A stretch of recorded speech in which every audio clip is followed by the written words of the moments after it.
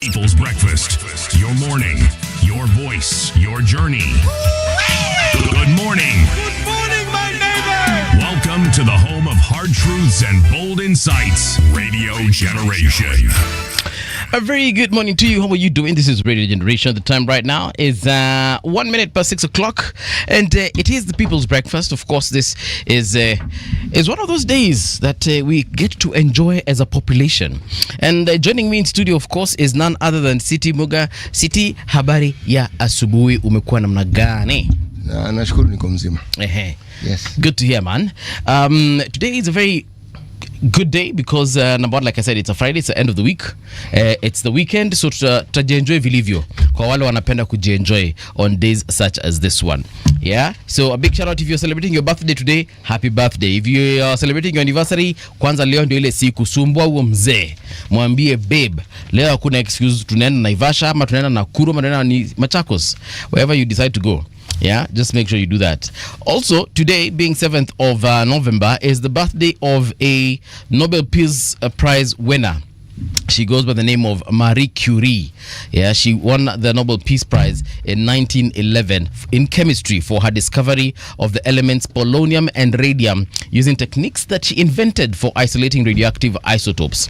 Yeah, she is known as, she was also French and Polish, but she was born in Warsaw in Poland. Then she became a naturalized French citizen later on in life. But most importantly, what we need to know is that in 1911, she won the Nobel Prize for discovering radium and polonium. That is Marie Curie. Do you know about her? All right. I do. There she is. And she didn't know at the time that that radioactive isotope would later be the one that would kill her. Because slowly she got radiated, and over time, she died of radiation poisoning. And that's how they knew that hii kitu yenye na glow in the dark si mzuri, kumbe ina uanga. Yeah, so it was tragic, but also had she not pioneered this part of chemistry, perhaps it would have been discovered obviously later in life, because after that particular technology and the elements that she discovered were later used for various functions, such as what we use them today for nuclear energy, nuclear powered submarines, nuclear powered what are they called, nuclear like right now they're developing a nuclear powered torpedo. Russia, by the way, they're developing one called it's called Poseidon, and it's going to be a very deadly weapon if at all it's going to be used. Why do they invent these things? Of course, the purpose is to use them at some point should they need to. Do you know what is interesting as you speak about Marie Curie? Do you know that on this continent, right? I will be telling you this in bits and pieces, but do you know that up to 1984, 7 people on this continent who claimed to be citizens of this continent had won Nobel Prizes? In 1970? Up to 1984. 1984, yes. Going on what I'll be telling you, but I'll tell you, look, the first Nobel Prize was won in 1951 by a South African by the name of Max Thalia. Max Thalia. Yes. He won a Nobel Prize for physiology, for medicine actually. Okay? And then in 1960, the gentleman called Albert Luthuli, he won the Nobel Peace Prize. He was the first black laureate. Yes. Is that why you have Luthuli Avenue? Yeah, ndio. Okay, nice. And then in 1978, there's a gentleman called Anwar Sadat, president of Egypt. Yes. He also won the Peace Prize. I remember Anwar Sadat. You remember him? Yes. All right. And then in 1979, another South African by the name of Alan McCormack won another Peace Prize in medicine, a prize in medicine. Wow. Followed by another South African called Aaron Klug in 1982. He won a Nobel Prize in chemistry. Then in 1984, Desmond Tutu, you know that the bishop. I know Bishop Tutu. He won a Nobel Peace Prize in 1974. Right. All right. Then Wole Soyinka, the Nigerian, the writer, the author, the poet, that one. He also won a Nobel Prize in Literature. Wole Soyinka. I will keep telling you next week on Friday. Yes. I will talk to you another list of several Africans. I'm focusing on Africans who have won a Nobel Prize in one thing or the other. Okay. Yes. All right.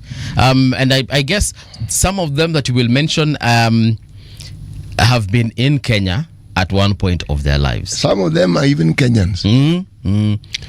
So, next week, Friday, I will talk to you about Nobel Peace Prize winners from the continent of Africa. Right. So there you have it.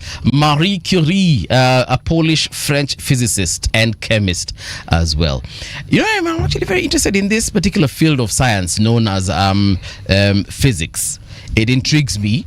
And chemistry as well. It intrigues me because a lot of the scientists we have today, especially the astrophysicists, the ones who study the cosmos specifically and the physics and the chemistry of the cosmos, man, those guys will tell you things that you can be glued to your screen. It's as though you're watching a movie. It is a movie. Yes.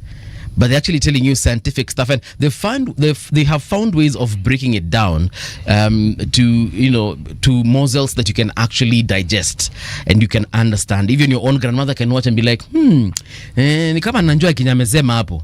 It's quite interesting. So if you get time, check out what Marie Curie and actually her husband as well, because they were working together at the time, and those techniques that they invented for isolating radioactive isotopes, they did it together with the husband, and then eventually later, unfortunately, it was that one thing that actually took them down. Anyway, that's that. Methali ya leo, bado tuko Carthage kule Tunisia. Bro, bado sisi iko Tunisia. Watu wa Tunisia wanasema aje? Yes. Our final proverb. Yeah. The rope of lies is short and the rope of truth is long. Simple, straightforward. The rope of lies is short. Okay. The rope of truth is strong. Right. Okay. So that means long, actually, not strong. Long, eh? So that means kale kafupi ndio unafaa kujua haka siku ya uongo baba, mafupi. Huo inafika, yani kujulikana ama kutambulika kwa uongo. Hata kabla punde hajakuwa punde.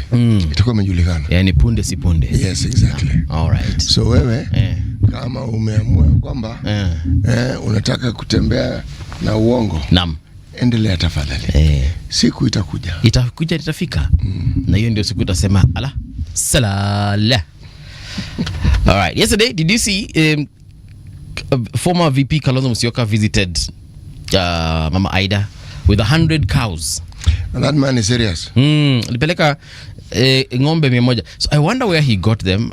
I don't know whether he bought them in where wewe wachana hiyo story. Ni swali tu. Si alileta ng'ombe. Ni swali tu. Yes, no, wewe wataka we are not allowed to just. No, wewe wataka kujua ng'ombe zilitoka wapi, kwa nini? Si ni ng'ombe. Sababu sijui venye utatransport ng'ombe 100 kutoka Kitui County.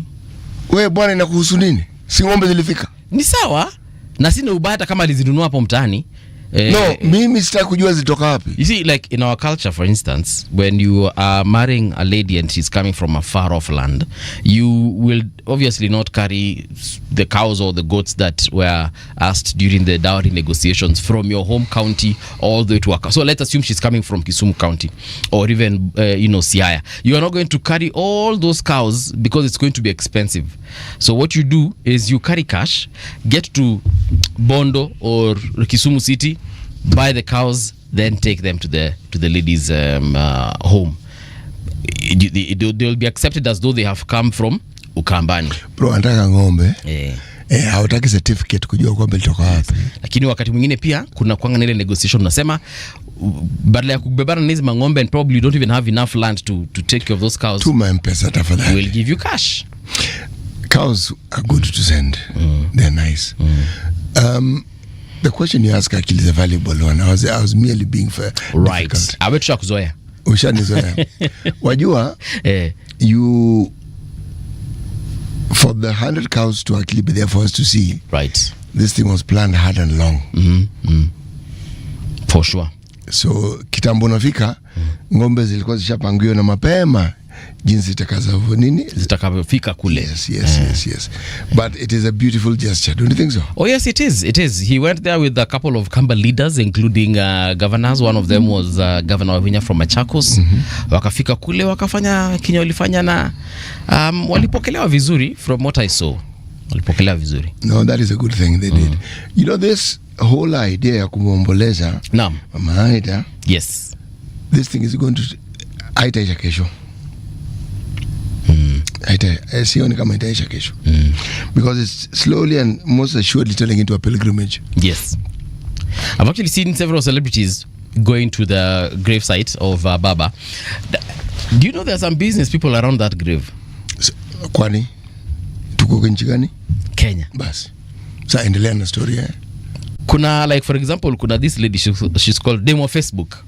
Facebook is a Gen Z celeb. She's a YouTuber. She does a lot of comedy as well. Ulimwona huko? Nilimwona huko. So I stumbled upon a video of hers visiting the grave of Baba and of course the grave of Jaramogi. And she went there and she was, checking out the museum and all this was being filmed. Yeah, she was filming it. I mean, this is literally her career. But venye alikuwa nafika pale sasa ndio ingie katika ile mahali sehemu Baba amezikwa. A lady came with a photo of Baba and pinned it on her chest. Utalipa hiyo akamwambia sasa acha basi nizunguke and then nitakuona after all this. I was like, ala. Kuna biashara huko. Na tena kuna biashara huko. There's life after death. Yes, there is life after death. People are actually still profiting from this situation. Now take this view. A mausoleum will be built. Yes. Baba at some point. Oh, for sure. Now, when that is built, what do you think you will see? Let me ask you, by the way, that compound where he was buried, that is his father's compound, right? Yes, it is his father's compound. Bro, when she was driving in, I saw lots of people in that compound, and I'm like, bwana huku si kwenu. Huku kuna wenyewe. Boda guys. So wanapeleka watu jamani. Watu wa maua kwa kifua na mapicha kwa kifua. Others are giving you bouquets as you walk in, and that bouquet you can go and place it on the grave. Bro, you're paying for that thing. Yes. There are others who are selling ice cream in there. Kwanza Baba. This is someone's compound. Yes. Ice cream inasaidia sana kuomboleza Baba. This is someone's compound. Yes, someone is selling soda there. Yes. Why? Bwana, unajua kulia inachokesha bwana. You need refreshment. Why though? The family has allowed it. Look at it this way. The people you see there are probably wananchi from the neighborhood. Yes. This is an opportunity for them to make a shilling or two. Okay. And it is okay. And I'm glad the family has allowed it, by the way. I'm not even complaining. It is okay. Yes. It is okay. There are people now inside Jaramogi's mausoleum. They are the ones now, they are the tour guide. Bro, that tour guide is literally, it's a room like this, but someone is giving you a tour of a room. It's a bit bigger than this room. Well, the building itself is large, yes, but where the grave is. No, the grave is one specific place, but yes. you see, it is the museum is larger than this room. Yes. Oh yes. No, yeah. No. What I meant is there's someone tour guiding you inside the room where the mausoleum is. And I'm like, bro, I am here. I can see the kumbuka hapa isa say ukuta. Na hii ukuta. I'm like, what is going on, guys? You live and learn, Paul. You live and learn. Bwana, that's why they say Luo is a lifestyle. Because it's a software, it's a lifestyle, it's so many things. Because sidhani you would see that thing in Ukambani. And if it happened, probably it will be the first of its kind. But I have never seen that anywhere else. Forget even Ukambani. If I'd never worked in Luo land, I probably would be surprised by some of these things. I wonder if I go where Nani is buried, where former Vice President Kijana Wamalwa is buried, I would see something similar. I don't know. Their customs are not very different from ours. But and on the day he was being buried and the time that followed, yes, I'm sure you would have witnessed very many things. It is the Bukusu who we are told bury people sitting. Kamweni mdosi. Mfalme namna hii. Was the VP seated? I should hope so. In his grave? I should hope so. Okay. So, for the period after, the mourning period, Some have 30 days, some have 40 days. And the whole purpose, let me explain. Yes. In Luo tradition, most men who were considered leaders had cows, yes, and had wives. You need to be wealthy to be polygamous because you need to pay dowry. Yes. Now, they had their own house, yako binafsi, and your wives had houses as well. When your sons came of age, they also had their own little unit there. Now, when you died, you were buried in the middle of your house. Yeah. But those houses were made of sticks and cow dung and mud. Oh. I'm talking traditionally, kitambo. Yes. Now, with time, nobody lived in that house. It would collapse. That would be a grave. Meaning you died, your house died with you, and given time, nature would take its course. Yeah. And there'd be a reminder, some shrubs grow, and that is the grave of so and so. So you went back to the earth. Okay? But now over time, this culture of the pain with the picture of the person. Yes. I first witnessed it when I was working in Luo Nyanza. And I was as shocked as you are now because I've never seen it before. Okay? These are some of the pitfalls of living in these towns for a long time. Yeah. But with the time I understood why they did it. Yes. What was your understanding? Two-pronged. One, something with which you can remember the person whom you've gone to mourn. Two, is a little business for the locals. Yeah. Yes. Okay. I mean, and that's what I said. So that person's passing away is of some benefit to the locals. And outside the compound, you would find vendors. People who are selling sodas, they're selling sodas. Yeah. Now, traditionally, this thing that Luos are castigated for, all eating at funerals, we've always eaten at funerals. Even as we eat at funerals. Yes. It's not a big deal. There are customs where people don't quite have it, and they consider it a little off. The people who are bereaved were never allowed to cook. No fire would burn within that homestead. It is your relatives and in-laws who would come in and do the cooking. Oh. And they would even come with what was being cooked. Yes. So they come with the firewood. Yes, it is known if there was a gentleman who married a daughter from that home, they would come with their cows. If there was a daughter, a man whose wife came from another place, her people would come. Each of those units would form their own hearth where they would cook from, and they're the ones who would feed the mourners. Yes, and it was reciprocal. Okay. Now, the more senior a person was, the more lavish the funeral was. Okay. The bigger his family was, the more the people, the more the food. It was that basically that simple. But it got overtaken with time, and the new traditions crept in. Okay. And then outside catering came in. Sasa unalipwa kupikia watu. Some people inabidi bwana. People even take caterers from across counties, sometimes even as far off as Kilifi County, unaletwa huku Siaya County mnapika. Si ndio? At the end of the day, it's okay. Pilau. Yeah, pilau and chapati. All right, before we get into radiogeneration.co.ke, let's check out who's saying good morning.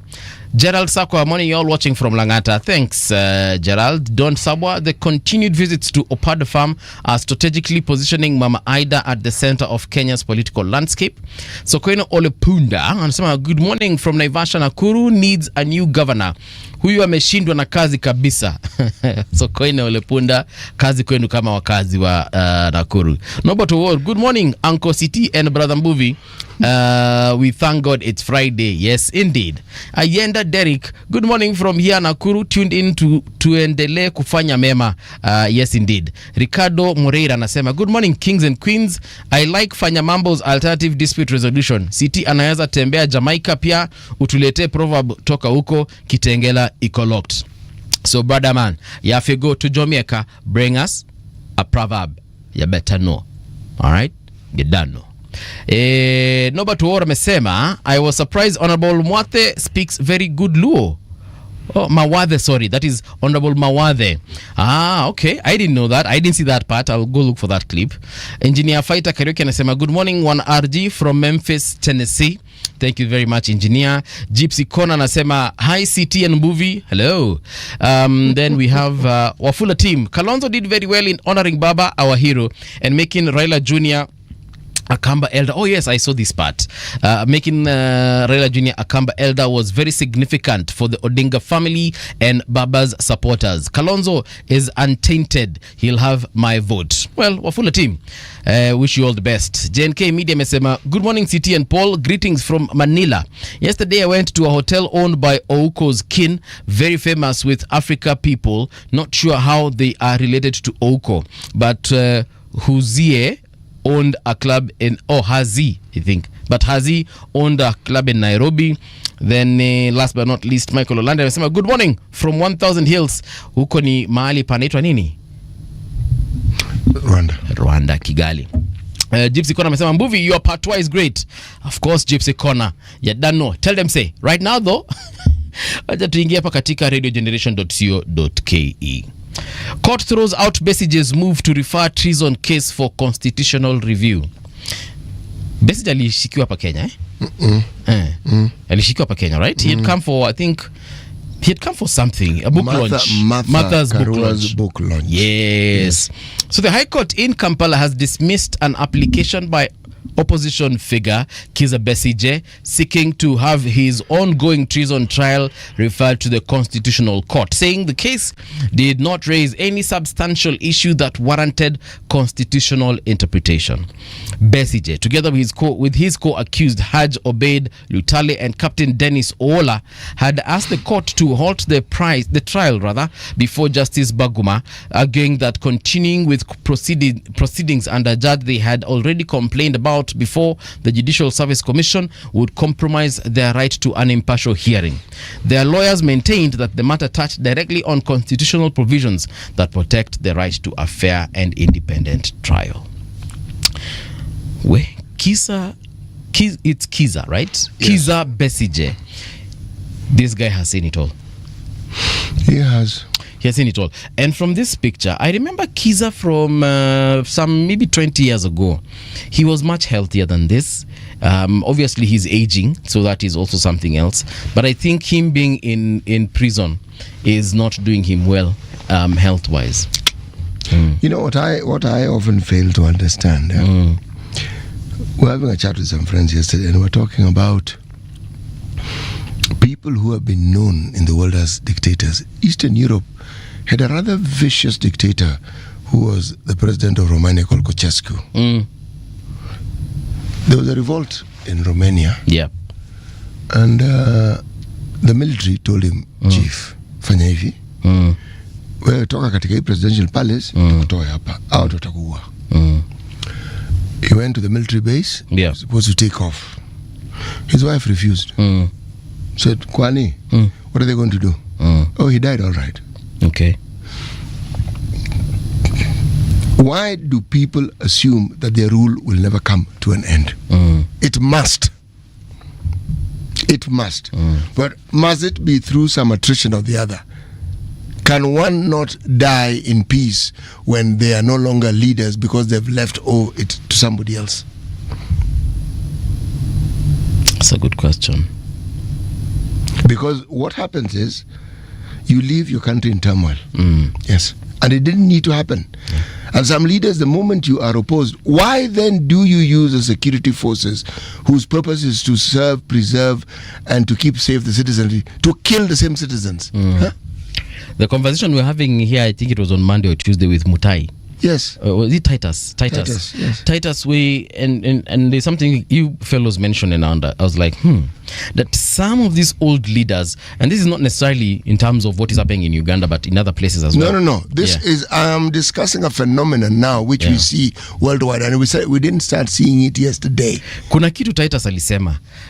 Some of these leaders are afraid of leaving. I think it is you who said it. Afraid of leaving office because of the repercussions. What they have been doing over the years will come and bite them once they leave office. Let me tell you, some of these hiccups follow countries through thick and thin. That's why the turmoil in Tanzania was unwarranted and unnecessary. At independence, the first president of Uganda was Kabaka Mutesa. It was him. Milton Obote was the prime minister. Milton Obote stirred the pot. The Kabaka had to take off. Okay? What you then sow are seeds of discord and enmity, Yeah. where it was not necessary. Yeah. When Obote died, he was no longer president then. Obote came back, even became president, was overthrown. Yeah. The Kampala is where the majority of the Kabaka supporters are. They refused that plane to land in Kampala. They let it land somewhere else. You start off with turmoil. You've sown a seed that your countrymen who did not even know what the problem was about are going to be reaping that turmoil for a very long time. That little spark, Obote was deposed. Amin came in, Amin was deposed. Obote came back. Museveni. It is one coup, one problem after another. And at the end of it, the people of that country just keep suffering. Look at Sudan. The country is reported to have had 15 coups. 15 attempted coups as U17. And that is one of the African countries with some of the largest number of scholars. For a long time, remittances, that country enjoyed remittances like none other. The only country that probably had more was Egypt. Now, look at the seed that they sowed. They had a prime minister, was deposed. A guy called Numeri came in. Numeri was deposed by Bashir. Bashir sat there. Al-Burhan and Lot came in. Now look at what we have. Yeah. One must be very, very careful about allowing a certain seed of discord to enter the being of your country. Because to get rid of it, man, that thing takes time. But the seeds of enmity are sown and they stay. Look at Somalia. Them, it was just clan, people disagreed. Man, a beautiful, thriving country. Moving forward. That country was in shambles for decades. To date, they're trying to sort things out. But it's taking time. Ethiopia. I'm simply saying, whenever you hear some Kenyans saying, oh, come and buy an Mbaya, that is really stupid and idiotic talk. Because you don't know what you're talking about. You allow the military to take over. My friend. It's a problem. There's a problem. You allow the police service or force to shoot at citizens. What for? Anyway, enough said. I am really sympathizing with Kizza Besigye, and I hope that Uganda can come to a reasonable conclusion very soon. Because, hey, Ujama. Release the guy, talk to the guy, arrive at an understanding, for heaven's sake. There's somebody you know. Can have a handshake. Agree on something, and if you can't agree, stop jailing the man, for heaven's sake. Najua huko Kenya tunasemanga handshake kitu mbaya, but in Uganda, man. No. This guy has been in These prison people who keep speaking don't know what they're talking about. They do not know what they're talking about. What is the alternative? Get this guy, give him retire him, give him a very nice retirement package. He was in the military. Even allow him to stand if he must stand, for heaven's sake. Then give him the position of official opposition leader. Then after 1 or 3 months, call him, shake hands, let this guy just the guy looks bad. I'm trying to say, in this country, people talk carelessly because we haven't seen the ravages of war. We haven't seen what it does to a country. That's why we talk carelessly. Oh, it's okay. The police can take over. This turmoil we have when we have our citizens have been killed. The number is not even 100. My friend, when you allow that sort of mayhem to happen, you will be talking of figures of thousands, man. Yeah. And there'll be no peace. These things that we take for granted, you get out from your house, you do this, it will stop. The military comes in, it's martial law. Anyway, no morning radio show. No, my friend, life as you know it comes to a halt like this. And that morning radio show, you will not say what you want to say. No, you will say what you're told to say if it exists. It will be there, but mutasema kitu mnaambiwa mseme. Anyway, more stories you can get right here. Kenyan covers 2,145 ghost primary schools in nationwide education audit, and that is just primary schools. I wonder what they will come up with when we add now secondary and perhaps others. Zelensky urges stronger sanctions after Russia drone strike injure 8. These guys. Kenya and Tanzania hold talks on welfare of citizens in Tanzania. You can also check that out. MPs, Shah and private sector unite to unblock Kenya's social health reforms. Also check that out in the website, that is radiogeneration.co.ke. Right now though, siwache tuangalie traffic tuseme inakaa namna gani. Traffic. Lavington kunakaa vizuri, that road is looking fantastic. James Gishu Road as well, no complaints. Kitanga Road, that is Gitanga Road, sorry, also looking good. Kabiria kule Riruta mnakaa tu sawa sawa. Dagoretti Road iko sawa. Southern Bypass, all of it looking green at this particular moment. Ngong Road also no comments, no complaints rather. There's a story here, or rather a situation here at Landis Road. Hapo kidogo iko, actually the entire Landis Road is bumper to bumper at this particular hour. Jogoo Road not looking bad at all, apart from that ka stretch pale Makadara low courts, but everything else after that inakaa iko fiti sana.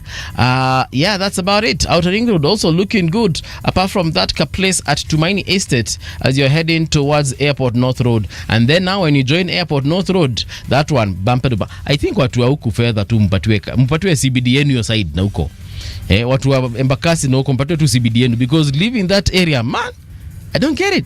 I just don't get it. Traffic, bumper to bumper. Traffic on Radio Generation. All right, let's check out what's on the front page of our papers this morning. The Nairobian. Hey, these guys and gossip. Mike Sonko speaks out on pain, healing, and family. That story is on pages 4 and 5. Yeah, and he's talking about his family rift, where the former governor's confession on the daughter's struggle with mental health was meant to fight stigma, but ended up straining family bonds. Revelation backfired as daughter Saumu blocks him. Yeah, that story is on page 4 and 5. Trade dispute, why God Semelango was locked up in Dubai. Yeah. Then on celeb matters, flip the script debut high fashion catwalk battle. You can check that on page 25. And then on the Ambanis, will deadly duo lift KPL title together again? Good question. The controversial 45 billion Nairobi river cleanup mystery. They have a very nice documentary on YouTube. If it turns out to be a scam, I will be very, very disappointed. Desperate search for dream body inside Nairobi's Ozempic new weight loss craze. Check that out on page 22. And inside the sports, who will stop Arsenal in the Premier League? By the way, big shout out to Arsenal. You guys are doing quite well, both in the Premier League and in the UEFA Champions League. Cells of death, that is what the Standard is saying on the front page here. Killed in cold blood. Why? At least 17 Kenyans have died in police custody in less than 2 years, exposing the grim reality of torture, cover-ups, and systemic neglect inside their country's police cells. The Independent Medical Legal Unit paints a chilling picture of suspects who enter police custody alive and never make it out. Across the country, the pattern is disturbingly similar. Unexplained deaths, hastily written police reports, and families left searching for truth that never comes. This is on the front page as well as on page 4. 17, that is the number of Kenyans who have died in police custody, leaving families searching for answers from likely perpetrators. Back page. What more should Chebet do to ring a bell for World Athletics Council? Yes, check this out on the back page there. We can see Chebet and Kipyegon, world leaders as far as kukimbia is concerned. Beatrice Chebet there is seen celebrating after winning the women's 10,000 meters final at the Paris 2024 Olympic Games at Stade de France in Saint-Denis, that is north of Paris, on August 9th, 2024. Yeah, look at that. Buona, champions, my friend. Well, the question that was asked is, when they keep awarding Athlete of the Year and all these marvelous, yes, why have those two not been among the ones who've been shortlisted? Yeah, good question. So I would ask the ones who've been awarded, first of all, what is the criteria of awarding Athlete of the Year? Yeah, boss. Now, welcome to the club. Tujue tu. Okay. So we know. I actually don't know. But is it something that is known? There are people who know it. I am not one of them. Yes. Do you know it? I don't. So then there are two of us. Because I would be giving you those answers right now. I'd be telling you the reason why they have not won is because of this and that and that. Shortlisting, forget winning, just shortlisting. Yeah. These people break records, they win things. But I'm sure we'll be told some, well, we're looking at, and, after looking at it, we also need to consider exceptional, circumstances that have brought them here. You're sour. But, we also complain, and it's a valid complaint, by the way. There's complaints of also artists who win the Grammys, artists who win the Globe. These are the acting, I'm forgetting what they're called. Oscar. There have been complaints. Actually, there's a time people were saying, let's boycott the Grammys, let's boycott the Oscars. Why? Because it was people were winning this, and those people were not black or Indians for that matter. It was just Caucasians who kept on winning these awards. Ikafika mahali. The question was committee ambayo nini? Okay, tuambie ni akina nani? Like for example, for the Oscars, it's called the Academy. People were asking, hii Academy? Kwani? Ndio city ashinde, what was the criteria there? Mndaka afanye nini? Yeah. So like so slowly they've been introducing categories, like for the Grammys and wanamuziki. Slowly they've been introducing categories now for other artists from different backgrounds. So Waindi, Bollywood, kidogo kaanza kuintroduce sasa ya Afro pop, Afro music, Afro cinema. Ndio sasa watu wakaanza kusema What often happens is if you have a committee of people who have a certain understanding of what is good and are limited to that understanding, anything outside that sphere they will not understand. So they can't award it, can they? They can't. Precisely. Perhaps about 10 years ago, Caucasian artists started doing collaborations deeply now with Africans. So you'd see the likes of Fuse ODG from Nigeria anafanya collabs sasa na wasanii kadhaa kutoka America, wakaanza kuwa recognized, and ikafika mali you'd even see American artists, black American artists, the likes of akina Beyonce, Jason Derulo, Chris Brown, wanaanza kushangilia muziki wa kutoka Afrika. So you'd see them in their not TikToks, but that time TikTok wasn't there, but in their Instagrams and X accounts, they would start, that time it was Twitter, they started now, singing along to Afro music made by the likes of Tukama, the African giant, what's his name, Burna Boy, Wizkid, Davido. Sasa ndio ikaanza kujulika pole. What happens, remember, is this, when it comes to the arts, they can be very subjective, because the genre that you're speaking of, if within the committee who decide who it is who should be the winner, there isn't that breadth of experience and exposure to that sort of genre, they will never be considered. True. But then there's also the buying public. The vast majority of the people who pay the music for the music, who have the money even to pay, tended to be white people, Caucasians. Okay. So they needed to be appeased, because these are commercial enterprises. Okay. Then after a while, one gets the impression that there's this affirmative discussion. I think it's about time some black person won this. What do you think? Okay. Yeah. But do we have any Africans in there? Okay. We do. Yeah. The thing is this. It's human beings making decisions, and the human elements, chief of which is bias, will always play a part. True. So I cannot say they don't try, they do. And a little noise is also useful, because it makes them wake up and say, hey guys, maybe we need to consider this thing again. There are people who won some Nobel Prize, and then you wonder, hey, now who you? Nini amefanya exactly. kubwa sana. Kitu inapeana kwa namna gani? Yes. True. But the truth of the matter is this: it is human beings who decide. Please go ahead. But the black audience, and specifically the African black audience, is now being appreciated even more. Why? Because our artists from Africa, I'm talking about South Africa and majorly also from West Africa, these people are filling up stadiums in the middle of London. The O2 Arena, watu wanajaza huko hivyo. When you go to places like New York and other big states even in the US, part of the British of Britain. You go to Ireland, you go to Scotland. Huko sasa Africans wanajaza stadiums. Na hizo stadiums zinajazwa na both blacks and white. Actually unapata whites even more than the blacks within the audience. They are going to places like Australia, they are filling stadiums and same thing with places like New Zealand. So right now the black audience inaanza you see what has happened is more and more Africans have migrated to some of these places. And in so migrating, they migrate with their food, they migrate with their music, they migrate with their way of life, and their loudness. Okay? So sooner rather than later, other people get to hear them, get to accommodate them, because if there's an eatery and it's a Nigerian eatery, you'll be listening to Nigerian music. True. Okay? True. If it's an eatery and it's South African, you listen to South African music. If it's a Kenyan eatery, you'll listen to rumba from DRC. Rosafi. Mutasikiza Fally Ipupa mpaka mjue Lingala. But I love the fact that now African sportsmen and artists and actors are also being recognized now. Even if they're not getting those awards from the Grammys or the Oscars, other white people are actually recognizing them.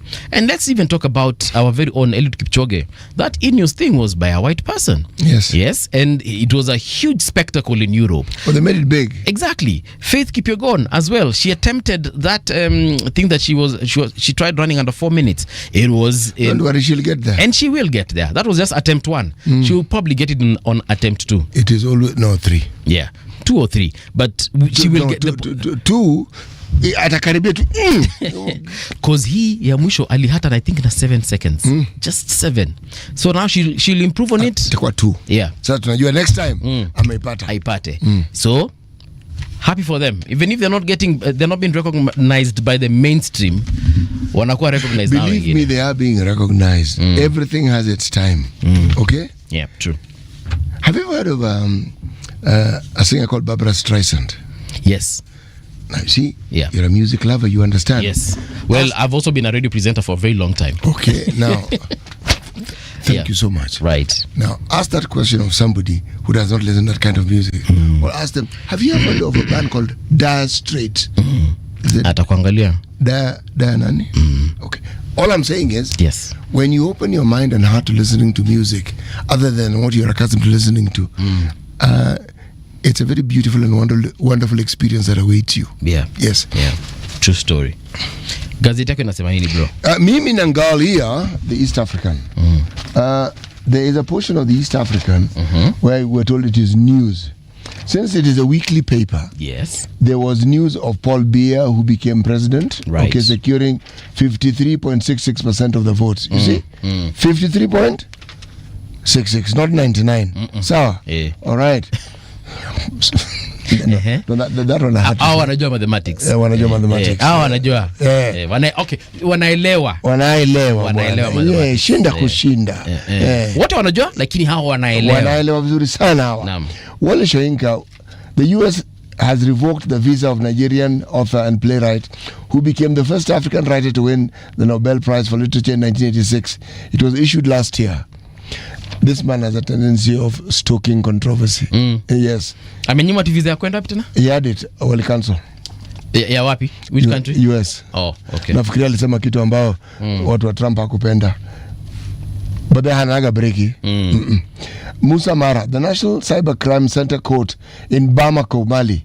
You know, every time I hear of Bamako and Mali, I think of a book written by a gentleman called Samben Osman, God's Bits of Wood. It's one of the most beautiful books I've ever read, and it is the book that opened me up to understanding that the western part of Africa. Anyway, let me not get sentimental. Has jailed the National Cybercrime Center for Court in Bamako, Mali, has jailed the former premier for 1 year over social media post in which he expressed solidarity with political prisoners in the country. Cybercrime. Unaona hiyo? Former Prime Minister nani? Ndani. Ismail Guelleh. Djibouti's parliament has removed the constitutional age ceiling for presidential candidates, opening the door for the incumbent president to seek a 6th term despite being 77 years old. Only in Africa. Bro, hata sijui mbona nacheka hii story. No. we laugh at everything. We're Africans. Prince Andrew, King Charles, we do. We do. Somebody falls down, you laugh. Somebody has been slapped, you laugh. Okay, then you say, oh, Paul, but you laugh first. Prince Andrew, King Charles has started the process to strip the brother. This news has been overtaken by events. He has been stripped of all these possessions that he had. Okay, he was accused of kiddie fiddling and other crimes. Peter Mutharika, the newly elected Malawian president, but he has been president before, has issued an executive order banning the export of raw and processed minerals as the country gears itself up to develop the wide range of mineral resources. Well done. Well done. Tumekuwa tukisema hivyo. Yes. Kenya waives ID replacement fee to woo young voters ahead of 2027 general election. The Kenyan government has suspended fees for replacing the national IDs, the latest effort to encourage voter registration. A special gazette notice issued on Friday said applicants for replacing lost or damaged IDs will no longer pay the 100 shillings required. The waiver will last until March 2026. Right. Zanzibar's Ali Mwinyi wins re-election with 74.8% votes. Zanzibar's Hussein Ali Mwinyi has retained the presidency of the Tanzanians archipelago, giving the ruling Chama cha Mapinduzi party continuity in the semi-autonomous region. The Electoral Commission said Dr. Mwinyi secured a second term in office with 78% majority. CCM was also expected to retain a win on the mainland. We know how that went. So again, this is what happens when news is presented at the beginning of the week. There are things you're expecting. So I'll report it as they have happened. Exporting protests is bad idea, Kenyan minister says. Kenyan youth may have become notorious for launching the Gen Z protest movement, but while the government may have slowed down on certain controversial policies, Kenya's foreign minister thinks it is a bad idea to export the protest. How do you export protests? Also there's a similar nini here on the Standard. Unasema solution to TZ's manufactured crisis is to blame alien creatures. Okay, this week as youth protests against elections in Tanzania, Kenya Prime Cabinet Secretary Mr. Musalia Mudavadi warned against joining in respect the laws of other countries, he said. I agree with him. And he said actually that before when Boniface was arrested in TZ. It is important, but how do you tie that with exporting protests? Sasa according to Mheshimiwa Rais Samia alisema ya kwamba Wakenya walipeleka kule maandamano na wakapeleka kule shida ambazo zimekuwa hapa Kenya. Tulibeba kwa lori sio? Tulibeba kwa lori, saa zingine pia labda tulibeba kwa ndege. Lakini shida ni kana kwamba tulipeleka kule. Ugandan IGG withdraws from cases at East African Court. Uganda's Inspector General of Government has withdrawn from all cases filed by former accountant at the East African Court of Justice challenging confiscation of his property. It's called Geoffrey Kazinda, a former principal accountant of the Office of the Prime Minister, had sued Uganda at the Arusha-based regional court challenging an asset confiscation, and IGG had initially applied to be enjoined only to pull out at the last moment. Kenya getting raw deal in regional bloc. Lawmakers in Kenya say they are not drawing enough benefit from EAC despite meeting its financial obligations. The committee chaired by MP Irene Mayaka met with officials from the State Department for EAC affairs to review the report from Yala. According to the lawmaker, while Kenya has always met its financial obligations, some countries are yet to appropriate remittances. However, despite meeting its financial obligations, MPs noted that Kenya is not drawing enough benefits from the regional bloc. The lawmakers pointed out that looking at recent happenings, one would say the East African community is becoming an unholy alliance that suppresses human rights amongst the citizens of its member states. Incidences of abduction and torture have been reported to neighboring countries and Uganda. Now, this is what he should have spoken about. When you go to show solidarity, hata umerealize Sura nimewacha. Sometimes it is good to start a statement. So mwenyewe unajua mahali ulikuwa unataka kwenda. unajiwekea tu break usema right. Okay. Yeah. There's a place called El Fasher.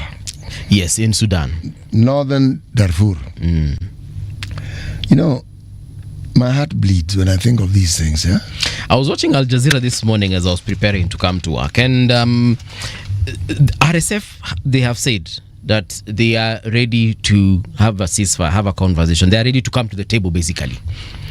But the government forces have said, nope, we do not know what you guys are talking about.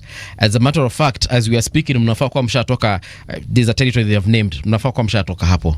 So we are coming for you. Hii historia ya kuongea, by the way, take it and shove it up that place there where the sun doesn't shine. So people are going to die. I'm looking at page 12 and I'm looking at Buola dancers from Gulu, Uganda perform a farewell song dance at the grave of Raila Odinga at Kango Jaramogi Bondo in Siaya County on October 20th. The point is this. This is a pilgrimage. There are those, somebody who asked me a question. Do you see the number of people going to Bondo ending? I said, no, I don't. Not this year. Any slowing down will be next year. And not the first half of the year either. Once people start going, such things gather their own momentum. Yeah. Some will have a second opinion. They'll want to go a second time. Actually, I also think, even as you predict the slowing down perhaps next year, I think there will be another pilgrimage again in 2027. Especially if they build a mausoleum now. Remember the one you're talking about where somebody was showing, you can see it and somebody's showing around it. Yes, there's a tour guide. Touring you. You can see what is touring guiding you about. Yes, come 2027, there'll be another one. Yeah. Yes. So I'm predicting that will happen. So let's see how that pans out. But it's a good thing. Wacha watu wakakip familia ya baba company bana. You know, also visiting the grave, watu wanabambika. Mtu alikuwa anauliza jana, so surely isn't the family getting tired of all these things? I said, you know, they do go to bed at night and they do sleep. It's not a 24-hour affair. By now they have structured it. Yeah. People come between this time and this time, and then you can come the following day. Yeah. So there's a roster. You know who to expect that day, and so forth. So really, I said, when you look at the numbers and the number and the crowds, it has to be structured at some point. Yes. Raila Odinga has a secretariat. Raila Odinga had a secretariat. ODM has a secretariat. Okay? So it isn't as though the county government of Siaya there is enough human resource capacity to ensure that everything is put in an orderly fashion. Yes. Yes. And now we also have Raila Jr. He's now head of the family. You can visit him at any time. Give your condolences, give your gifts. Like yesterday, Kalonzo alimpatia ng'ombe 100. Wengine watapeleka zingine. So it is what it is. There are people who never had the chance to go there. They will go. For example, I'm not sure whether I saw the family of the former vice president and now the leader of DAPK. That is Mheshimiwa Eugene Wamalwa. That's another visit that is waiting to happen. And many others. I don't know if Martha Karua will do a similar one if she has not done it yet. So we are looking at leaders. Believe me, people are going to have repeat visits. Yes. The signs are already there. Tutaona watu wakienda. Tuliona Matiang'i alienda juzi. And leaders there are very many in this country. And those who are looking for headlines and prominence. Have 47 counties. Believe me, people are planning, they will go. Hatujaona Wamasai wakienda. Hiyo ni trip ingine tunangojea kuona. Wataenda. And Wamasai walikuanga a very major team in ODM. Yes, so we'll probably see Senator Oledama there with a team going, and many others who will make that trip. We haven't seen the coastal leaders going as coastal leaders. By the way, hatujaona. And that was an ODM stronghold. Hatujawaona. We've seen individuals going, but as a team. Yes. And not the ones that made speeches during the burial. No, we are talking about now a delegation. Yes. A delegation to go and again give some more pole. Yes. Which is okay. It's fine. Yeah. Wacha tu atembe. So yeah, and this is a season of making politics anyway. We are a country of politics. This was a politician, and he's getting a send-off that goes beyond the boundaries of politics. Yes. Pia kuna familia na watu wa Professor Kindiki. That's also another team from the mountain. By the way, wow. That's another team from the mountain. He also had a very serious support base. Right. But I saw former governor of Meru. He went. Ah, okay. But they have a history. That is Kiraitu Murungi. Yes. They have a history with Raila. Oh yeah, he was in ODM. Yes, he was in he ODM. was actually was he the Secretary General or something? He was the ODM. Something in ODM. Yes, but also he's among the people who had to take off and leave the country. Oh, really? Oh yes. Okay. When he was in America for quite a while.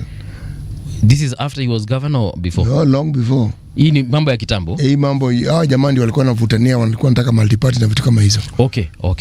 All right. And this is a man who was I think he was a 4-term MP. Elected senator, governor. Of course until he lost. Sterling career. Yeah. And in between he was minister. Tumeona Waluya wakienda huko. On the day of the burial we saw Natembea. No, we're talking about now this kind of delegation. Forget the burial. No, burial was the burial. No, this one. Bado. So kuna hao pia wataenda. Mazee na hiyo itakuwa umati. Waluya. Mlango. Haya. We wish them all the best.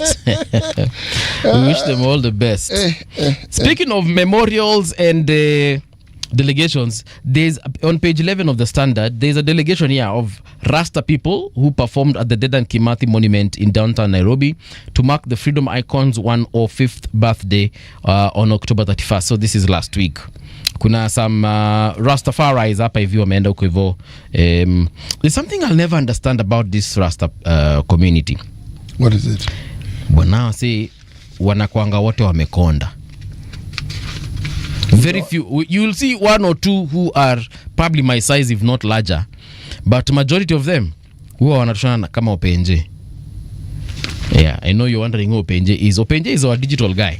Openje na kwanga amekonda. Okay, hajakonda sana, but Ignatius. Yeah, so if you're looking for somebody ambaye amekonda, Sam. Sam, our news guy. Samuel Otieno.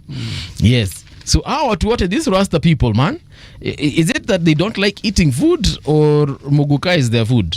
They eat like rabbits. Their diet is a rabbit diet. I would like somebody who belongs to that particular persuasion to perhaps come and inform us, because I know little about them. Yeah, it's their just their lifestyle that doesn't allow them. Probably their lifestyle. Yeah. As I said, it's the one group that I have not spent time studying, and maybe it's time I did. So I can't speak of them, not really. There is a writer here, Michael Ndonye, on the Standard, still on page 12. Yes, Michael Ndonye is a communication expert and somebody who talks and teaches at Kabarak University. Yes. So Michael Ndonye says Kenyan journalists should keep off Tanzania for their own safety. He's telling journalists, specifically Kenyan ones, unajua sisi tunakuanga bold, There's a difference. Sipeleke boldness yako kwa TZ. Bold ama kiherehere. Kuna hiyo pia. Unajua huwezi kuwa kiherehere kama si bold. Now, on that we have to ask, are you bold or are you reckless? But let me ask you something, because I would consider I consider someone like Larry Madowo he's a Kenyan journalist employed by CNN. Is he bold? Does he have kiherehere? No. Yeah, ni bold. Kiherehere ni watu ambao wanaropoka tu hapa na that's kiherehere. Bold is when you speak your mind gently, quietly, but you speak it. Yeah. I'll give you an example. Someone like what is his name again? Anafanyanga wapi? Ama anaongeanga na nani? No. Mashara Gaido. That guy is bold. Yes. Oh, that guy's gutsy. And he's also calm and collected. Yes, he's very gutsy. Writes things, says things. And by the way, everyone is treated fairly and everybody gets the sharp end of his tongue as and when he feels you should. That's bold. Okay. Yes. When we return, I'm going to be reading some of your salams up on YouTube. So if you haven't sent, get down to business and send them. Want to sample them. Here, though rather, is the news with Winnie Maganga.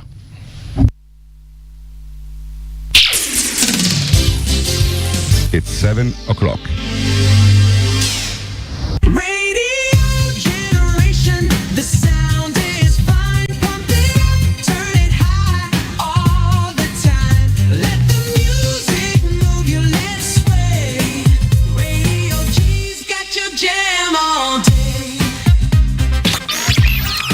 Radio Generation, the home of urban soul.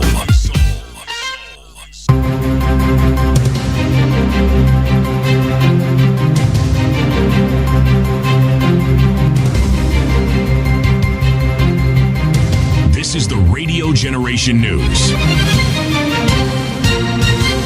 Good morning, I'm Winnie Maganga. The Ministry of Education has refuted reports claiming that boarding fees in public senior schools have been increased. In a statement issued on 6th November 2025, Education Cabinet Secretary Julius Ogamba said there has been no revision on boarding fees or any other charges payable by learners in public senior schools. Ogamba clarified that the current fee structure remains in force and parents should continue using the existing guidance from the ministry. May I take this opportunity, ladies and gentlemen, to clarify that the government has not revised the boarding fees payable by learners at any level, including in senior school. The approved boarding fees remains as has always been. Reports appearing in sections of the media today, to the contrary, are incorrect. The Kenya Union of Post-Primary Education Teachers in Embu County is urging the government to make all junior secondary school intern teachers permanent and pensionable. Branch Executive Secretary Job Karura says over 20,000 interns hired by the Teachers Service Commission have shown professionalism and dedication in teaching grades 7, 8, and 9. He wants the changes implemented before the start of the next academic year. Our fear is they may not be confirmed at the right time. We are demanding that they be confirmed so that when we open on first term 2026, they will be made permanent and pensionable. Ukiangalia walimu hawa ambao wako katika kandarasi hii wanapata mshahara duni ambao hauwezi kukidhi mahitaji yao na wanapoenda shuleni hawana motisha. Kwa hivyo tungeomba serikali itangaze msimamo wao na iwahakikishie kuwa ifikapo ifikapo Januari watawaajiri katika kandarasi ya kudumu. You are being urged to help identify and protect fellow Kenyan citizens who may be in danger while living or working abroad. In a public notice issued on Thursday, the Ministry of Foreign Affairs urged members of public to send the names and addresses of at-risk Kenyans, both in neighboring and faraway countries. Kenyans have been urged to provide names, locations, and contact information for a relative or next of kin who can help the ministry and Kenya's missions abroad in coordinating support. Police in Kabete sub-county have arrested a 41-year-old woman in connection with the killing of her 11-year-old daughter. The suspect, identified as Mary Ngina Maina from Gakinduri village in Chura, was taken into custody following preliminary investigations. Police said the suspect is being held at Kabete Police Headquarters as investigations into the incident continue. Na tukaendelea vizuri sana. Sasa tangu 2019 alitoka kwa hiyo kanisa tulikuwa tumefanyia doa, akaenda kwa hiyo kanisa. Hiyo sasa hiyo mambo ilianza kubadilika. Hiyo kanisa ichunguzwe sana, sababu alikuwa akiambiwa ati akifanya hiyo kitendo atakuwa queen wa hiyo kanisa. Ningetaka iwekwe wazi ndio na sisi tujue na tujue ni watu aina gani tunaishi nao hapa. Sudan's paramilitary rapid support forces agreed to a proposal from the United States and Arab powers for a humanitarian ceasefire and is open to talks on a cessation of hostilities, it said on Thursday in a statement. Both the RSF and Sudanese army have agreed to various ceasefire proposals during their 2.5-year-old war, though none have succeeded. The announcement, which the Sudanese army did not immediately respond to, comes less than 2 weeks after the RSF took over the famine-stricken city of El Fasher. And that's the truth on Radio Generation. Good morning, I'm Winnie Maganga.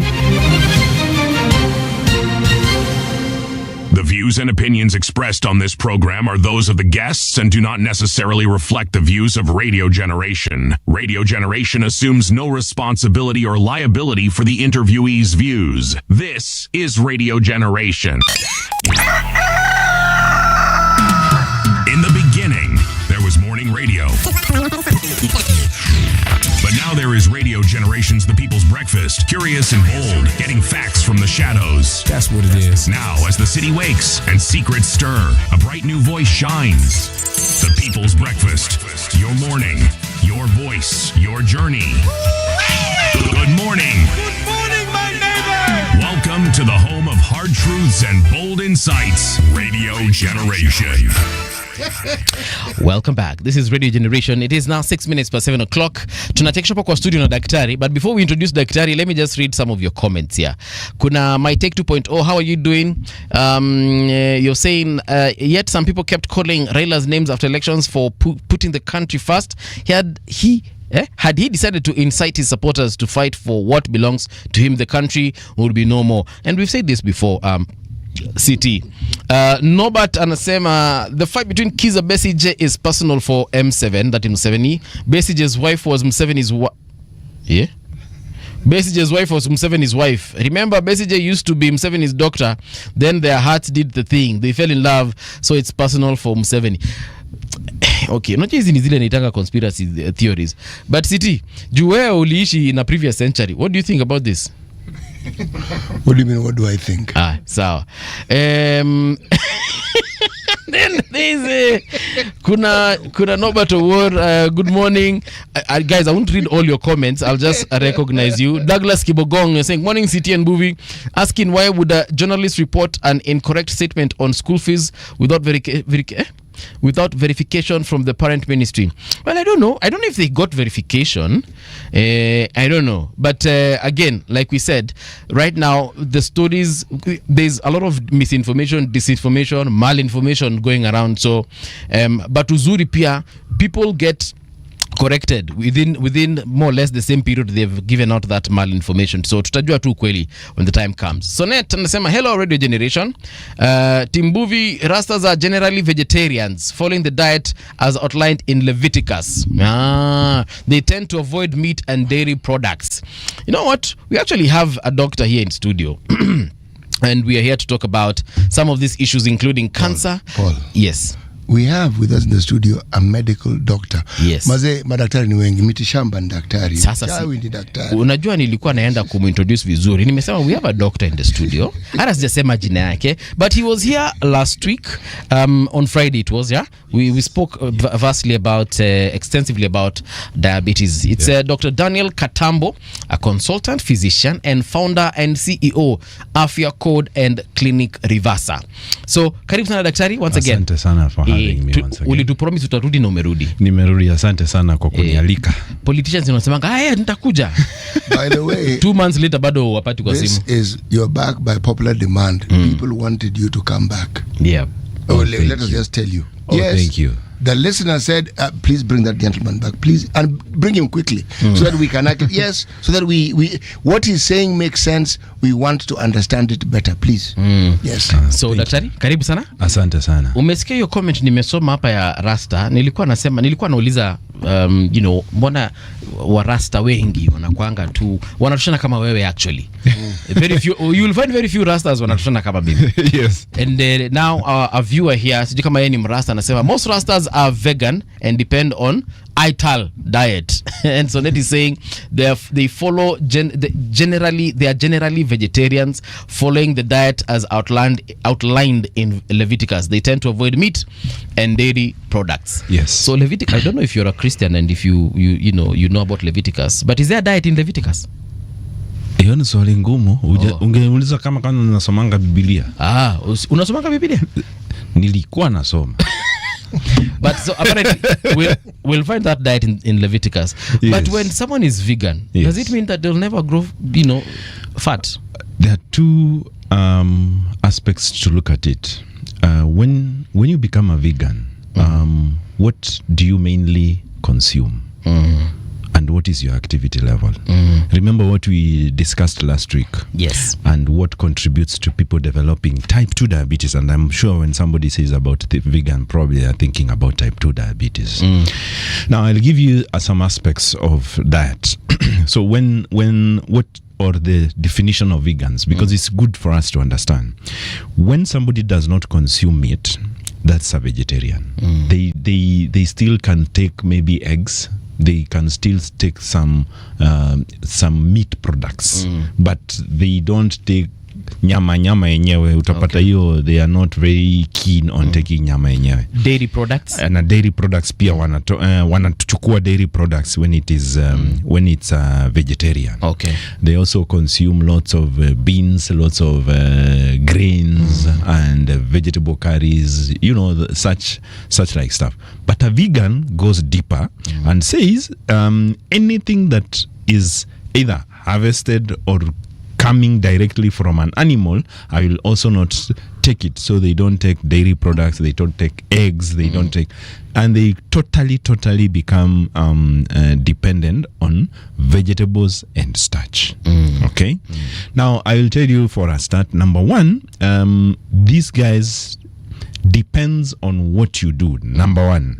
Number two, remember, Rastafarians are not vegans, all of them. Maybe this one was an exception. We tend to get them being a mixture of everybody. But again, remember, Rastafarians are also very active. If you know them, maybe you remember Bob Marley. He used to be quiet. Yaman used to be very active. If you look at Jamaicans that put those, they are actually herbivorous. They really consume a lot of nyamas. They consume a lot of meat and vegetables mixed. To answer specifically to this question, we really need to think about what causes somebody to go or gain weight. Okay. And you will find it is a fact that you consume these things called carbohydrates that makes you gain weight. Not everybody does, but if you consume excess of this stuff and your activity level is really low, then this contributes to you gaining weight. If you are vegan, you're consuming more and more. In fact, you've moved from the things that make you lose weight or not lose weight to the things that make you gain weight. Okay. Now look at the communities, for example. The Indian, the Indian community in Langata. You know that just upper carnival. Okay. There's a whole Indian community that I don't know what it's called. I know the temple that is there, but yes, I know there's a community there. There's a community there. Yeah. I will surprise you. And there's also another community of the Sikh community around the Sikh community around Ngara, somewhere there. Our Guru Nanak. Yes, around there. I'll surprise you. There's a time I did a small survey to look at their diet and the rate of probably obesity, hypertension, and non-communicable diseases. In Kenya, the average is about 3 to 4% of those numbers, and in that community, it's about 18%. So the perception that vegans and vegetarians are better off in terms of cholesterol issues, in fact, and obesity, type 2 diabetes, and blood pressure issues is not true. So you're saying that the Sikh community, their diet is vegan? They are vegetarian mixed. So you get some of them that are vegetarian and vegans. Okay. The strict vegetarians tend to be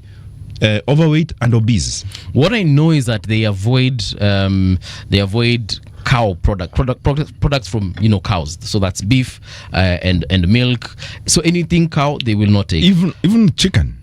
If you are vegan, vegans don't take meat.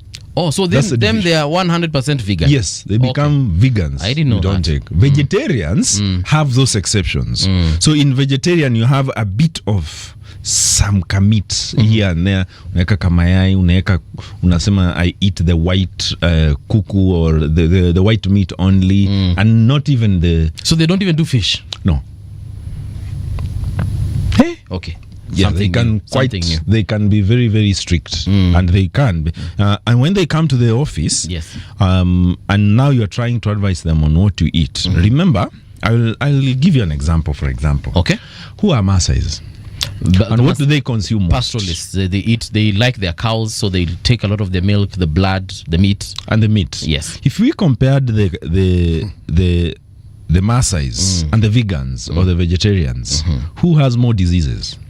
Hapo sina stats, sitakudanganya. It is the vegans and the vegetarians. Yes. Okay. And remember, when the first reversal and remission of type 2 diabetes was done, it was actually done here in Maasai land. People came from California and studied us. Do you remember the other time we were talking about city, and he was talking. He was asking me whether we do research. Yeah, I told him we don't. It is done by others. For us. It is done. People just came and looked and said, "These guys, how come they are so fit?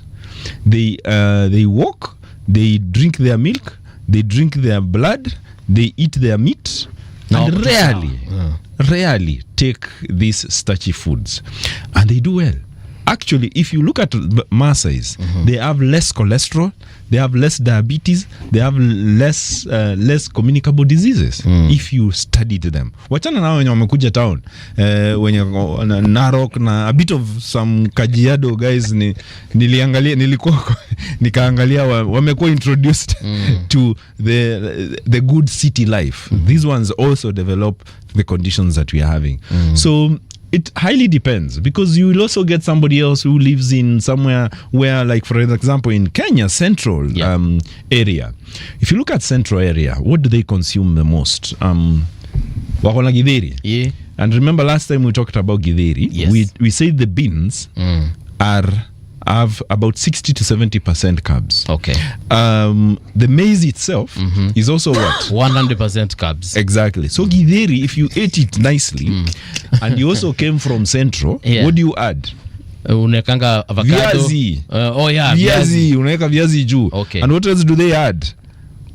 Cabbage. Cabbage na carrots. So by the time you are living there, you have really consumed a lot of carbohydrates. Yes. And then now look at what they do. What do they do? If you go to Central, Central now it's heavily populated. The shambas have zimekuwa zimeshirang kama zimekuwa. Yeah, they've shrunk with the time. The holding per family has become smaller and smaller and smaller. Exactly. So it is you and your house now, and nothing much of activity. And with all this supply of food, now that leads to quite significant amount of obesity, communicable diseases in those areas. Okay. So we can actually map diabetes according to communities in Kenya and according to what they eat. Again, furthermore, even when you go to Mombasa, their staple diet now. Yes. Okay, Mombasa. Tell us if you go to Mombasa, what do they consume? Samaki. Samaki umeanzia chini. Mihogo. Mihogo na nini? Mahamri, mandazi, kaimati kabisa, vitumbua pale Mama Ngina Drive. Kuna meza nini? It's called mbaazi. Ndio, kuna mbaazi pia. Yeah. Kwani kitumbua si vitumbua vinauzwa huko pia? Yes, vinauzwa.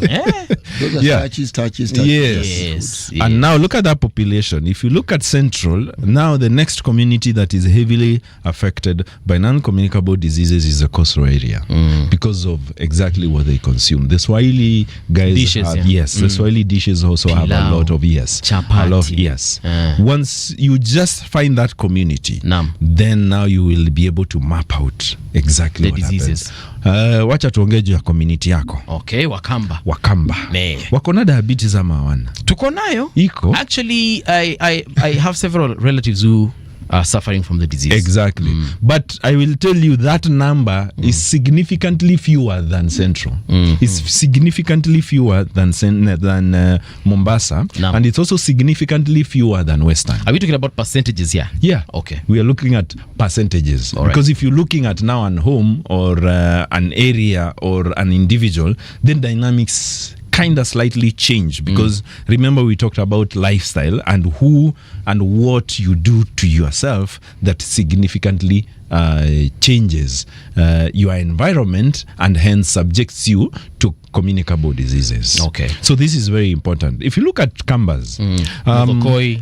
Mudokoi, they eat Mudokoi, but if you look at them, Yes. they are still digging. There is one community that is still suffering and going to look for water. I am one of them. Unanjua zile mashinda tuko nazo. Mashinda ni nyingi. Hai my brother, yani kumbe unaelewa hii ni shinda ambayo tuna. Ukienda kuchota maji bado turembo twetu bado tunaenda kuchota maji. Tunaendanga great distances. Great distances. Without Mungu map. So what is ailing us in Ukambani? Poverty. And that poverty is probably the same here also. You don't have the wherewithal for luxury. Ukiona tulipeleka ng'ombe 100 jana kwa Raila. Na tulitembea nazo kutoka Kitui. Long distance training. So you're saying that the food we are eating in Ukambani is not a problem as opposed to the rest of the country? Even if we consume githeri, or you consume ugali, we tend to relatively be more active than another community. Okay, as we search for water. Exactly. Okay. That's what I'm looking about, and that is what relatively protects us. And you find the same. So, for example, I don't know whether it was here, whether it was City was asking me whether if you consume probably because I could eat githeri, right? Or eat a certain proportion of starchy food, but I'm active, you see. And then Mbuvi eats the same amount of food, same amount of calorie intake, but then you finish the whole day seated. I'm very sedentary. Very sedentary. This is two different people in this scenario, and because now we can't really change per se our activity level, it's very important for us to look at what we are consuming to like for example somebody like Mbuvi now, what I can advise him, because I can't advise Mbuvi we wacha kazi enda ukakimbiange urudi Kitui uendange ukakimbie, maybe you will be very tired. If you go to the gym and you're still not doing checking on what you are eating and you are coming to sit here, that will only help about 5 to 10% of what you'll be doing. So food contributes almost 80 to 90% of non-communicable diseases. It's very important to note. Yes. What is the correlation between what we eat and cancer? Oh, very good question. Now, the one thing that has been always correlated with is what you eat and cancer. You've seen me pause. And it's because it is exactly a correlation. Now in medicine, correlations are not causative. Okay. You understand? So I could say, I'll give you a typical example which people understand. For example, it's not cancer, but it's a good example I can use. Because people have cholesterol issues, right? We tell them not to consume eggs. So we say, in our popular understanding, that eggs cause cholesterol issue. Do you know that's not true? It is because we know studies that have correlated mayai with eggs to cholesterol. Okay. But now if you look at clinical trials that now we depend as evidence, then there is none. There is no clinical trial that has been done properly that links eggs to cholesterol. You understand what I mean? And I think this is where the category for especially meat. For example, when people say meat causes cholesterol, I mean causes cancer. Then I ask myself, where is this study? Where are these studies? And then I go quickly into Google, Scholar, where we get everything, you check, and you find actually eating meat has never been shown to be a causative agent to cancer. Right. So I must put that out. But we always say in medicine, where there is smoke, there is fire. Okay. And because of lack of this vivid clinical trial on diet, and I will tell you why weakness comes when it comes to diet studies, it is very hard to keep a control. What I mean is, for example, if you came here and I said, let's all of us go and eat eggs and eat this type of food for the next 10 years or the next 1 year, it is very hard to control that bit. So nutritional studies and causative effect to really keep that clinical trial arm A, arm B, and arm C is very difficult. But it's easier for us to get 10,000 people and ask them because they have cholesterol issues. What did you eat? Eggs. In the last 10 years, I was eating 2 eggs. I was eating meat. So I was eating red meat. So I have breast cancer. I have prostate cancer. I have some cancer or some form of something. So we say that all these people, what they have in common is the eggs and the red meat and the Thank you. But in terms of causative, we've not really hakuna connection pale. Exactly. Okay. Yeah. Because there's some cancers, for example, colon cancer. Yes. Yeah. Yes. Where it is said that perhaps eating these foods, like for example the red meats. Yeah. There's a high chance that you might, get colon cancer because... Yeah. It's exactly the explanation. Some cancers, breast cancer, so when you look at 5,000 people and you ask them how much meat were you eating in the last 10 years. They tell you half a kg every day. Yes, and maybe another one for colon cancer got and said another maybe said another half a kg. And then we look at this population and say maybe these guys have colon cancer because of 1, 2, 3. But now if you looked at any clinical trial, when you say cause, let me tell you, when you say cause is if I smoke, smoking has been linked to small cell cancer of the lung. We know it causes, it is a cause. All clinical trials that have been done show that if you smoke, then you get lung cancer. So there is a direct link. So this is empirical evidence. Yes. Okay. But now there is no empirical evidence to what really causes colon cancer. We know the genetics behind it. We know there is a lot of association. But what really causes these cells to misbehave in this way, and another person they don't misbehave in that way. Okay. And this person they cause cancer, and this other person they don't. This is a place where, for our listeners, I really want them to know that it is not obvious that meat has been linked to any form of cancer. Okay. You see, there's this the discussion about meat, specifically red meat. I hear it quite a bit, and there are people who swear by white meat as opposed to red meat, and they say studies have shown. They are never quite able to tell you which studies. Yes. But anecdotally, you take a community like the Maasai, if I may do so, who eat their diet is predominantly meat, red meat. Yes. But then there's the other question. The research that was done on meat, where was it done? Here in Kenya. Precisely. And did they find, again, the causal issue, that these people whose diet is predominantly meat are predisposed to these ailments that people say are linked to eating red meat? See? Yes. If I talk of red meat that people eat in the areas we call the West, that meat is very different from what we eat here. Very, very different.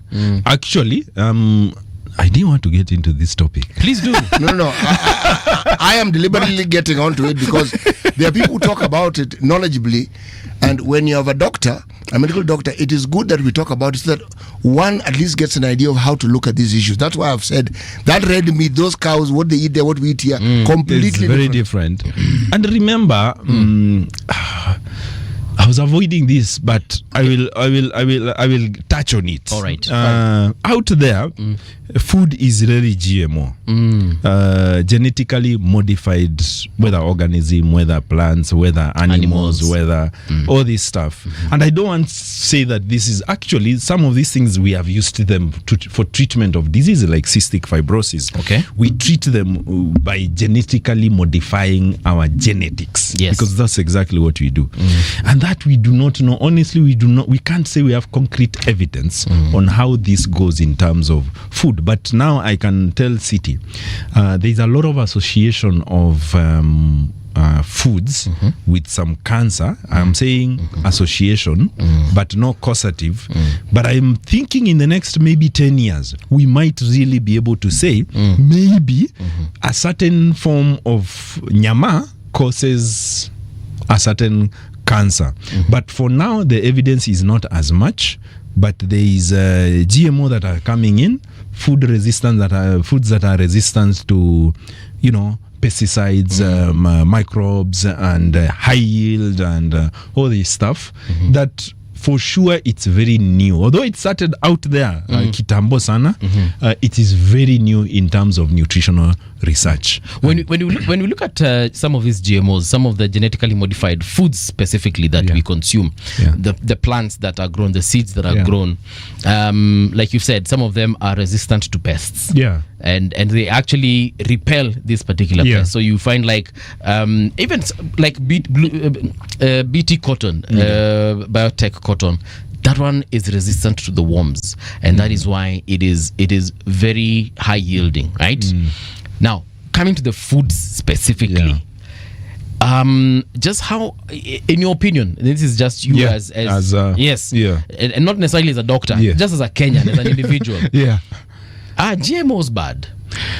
If you ask me honestly, they are not. We just need regulation. We just need to make sure that that's, you ask my opinion. Yes, I'm asking for your opinion. And I know, of course, you're a scientist, so you'll be biased. But I'm totally biased in this case. But I'll tell you for sure. For me, I think if there is science and you can change something for the betterment of the community, then it's fine in where I sit. And I'll tell you, because I see this form of modification in diseases. Is that I've given you an example of something called cystic fibrosis. Right. Cystic fibrosis is a disease that you develop and you are your cilia,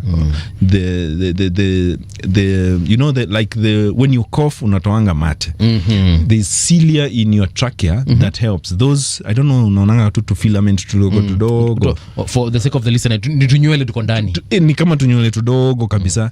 That motility is aided by some genetic some gene in your of course nucleus that helps do that. So when you have cystic fibrosis, this motility is impaired, so everything is, you can't clear stuff up properly, so you get pneumonia all the time, you're congested all the time. When it comes to sperm production, you produce sperm, but then it can't swim to your urethra. So if now I said I don't like genetics, and yet we have treatment where somebody can modify that gene, get gene therapy, exactly, get gene therapy, and when they are born, they do not have this disease, despite the fact that we knew they could develop this. Could we say we are not going to give this treatment? No. That is how I look at it. That's how, from where I sit, I extend the same to plants. So if we have a worm that is in Ukambani that has been eating mbemba siaka tumani, you modify the mbemba. You can modify, and people just make sure that they harvest more. You know. You know the Bemba is beans. I do know, but yes. The commercialization that comes into the things we eat often are the problem. Yeah. Because when you get big pharma it's not as though the pharmaceutical problem, the pharmaceutical industry produces things which are problems, but the commercial element that we then now refer to as big pharma is the problem. I agree. The things they introduce so that the profits go up and what have you. So it muddies the waters completely, and we actually forget that the products that they're actually producing are actually good for us and actually benefit us. Now, when it comes to food, we're even more sensitive. Yes. Because when you look at, say, if I mention names like Monsanto and other big people who are in GMO foods, because of the great push they have towards cornering that market and being the big players in it, what they then do to ensure that that is achieved is what comes to the fore, and it's what people resist. Yes. And since it is food, you immediately attach it to GMO and you say, this thing is a problem. Yes. And it has nothing to do with the science of that particular food. Nothing. None whatsoever. Okay? But if I leave that topic slightly and I look at something very fundamental with our food, things like fertilizer. Foods are sprayed with fertilizer. Some are into the ground. The science of what happens to the soil, the acidity that is formed, the science that we now hear of what happens to the foodstuff when the fertilizer seeps into the actual food itself, or you are advised to wash it before eating it because of the residue. Okay, and then the fertilizer and the probability of the effect it would have on you. See, now that brings me back to, we're still, you know that cow things, Jaiwacha, what cows eat. Here we don't have a problem. They eat grass. When you go to some of these countries and you order meat, you can be asked, do you want grain-fed or grass-fed meat? The Wagyu. Yes, they do. So you ask, Kwani, what else do cows eat here? True. They are fed on special feeds. Yes, so those special feeds sometimes are a bit iffy. What I'm trying to say is the lack of clarity and an absence of an honest discussion into these things. When foodstuffs come into a discussion and somebody who has initiated the discussion has already inflamed the discussion, the truth about the subject gets lost. So now we take sides based on the emotions of the issue instead of the facts of the issue.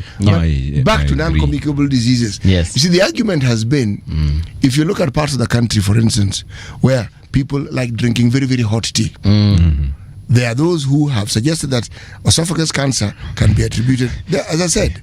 Okay. Yes. That's a thing. No, I'm saying what people say. Okay. No, this is me being shocked. Yes. This is actually me being very shocked. Yes, and when you look at even the spread of cancer, say for in a country like Kenya, they talk about areas of this country where there's a preponderance of the use of fertilizer. Okay, and the argument is this, that the fertilizer not only seeps into the plant, which is eventually the food, but also into the soil. So that entire ecosystem of the plant has fertilizer in it. This is the thinking, so that you are in effect consuming fertilizer, and that may actually bring about contribute to the cancer and other diseases. Why a discussion like this is important is because we then get to talk about the reality of these things. Forget what you think. Forget what your 10 best friends have told you. So you they read or they saw this movie on the dark web. It's a conspiracy movie. No, it's true what you're actually expressing. And I will tell you about fertilizers also, because I've taken a bit of some small interest. Again, commercialization. Yes. What is a certain product doing to our soils? City, look at it. Fertilizer in 1980. It is not the same fertilizer. No, it is not. And the question is, fertilizer in 1980 ilikuwa inachunga mchanga. Yes. Fertilizer ya saa hii haichungi mchanga. Yes. So what has happened? Why is it that we are not producing good fertilizer that is also taking care of our environment? So you find now, I will still give another example. Do you know dawas? Amoxicillin. Yes. Yeah. Unajua kuna zenye ni unga. Yes. Yeah. Like aisaidi ama unamaanisha? Aisaidi. Unaenda unameza hii dawa, umepea mgonjwa dawa. Ai, unashindwa kweli hii ni nini inafanyika na hii haisaidiangi. Is it because of antimicrobial resistance? That's number one. Okay. But again, if you look at the aspect of the active ingredients and who manufactured this drug, yes, we are commercialized. We have commercialized the bit. Apart from instead of looking at the treatment and cure of patients in terms of diseases, yes, then somebody just sits down and says, Mbuvi na Katambo wako na dogo bana, tuko na 100 million, let's make a factory for drugs. Yes. And then we start making some substandard stuff, or we add something if we are making fertilizer or something. And this is why I said GMOs are not bad. It is all about regulation. Before any drug checks in here, let it go through thorough checks so that we are very sure that when a doctor writes Panadol or acetaminophen for that matter, yes, which is the active ingredients, that even if it is made by 10 brands, yes, it is the same ingredients, same active ingredients, same potency in all the drugs. That is what is happening in the industry, in all the other industries. Because we have relaxed in one of them, don't think it has not relaxed on drugs. Okay. It has relaxed on drugs, fertilizers, foods, and everywhere. And this is now what we think, because there is no now regulation. For example, somebody has probably added a carcinogen.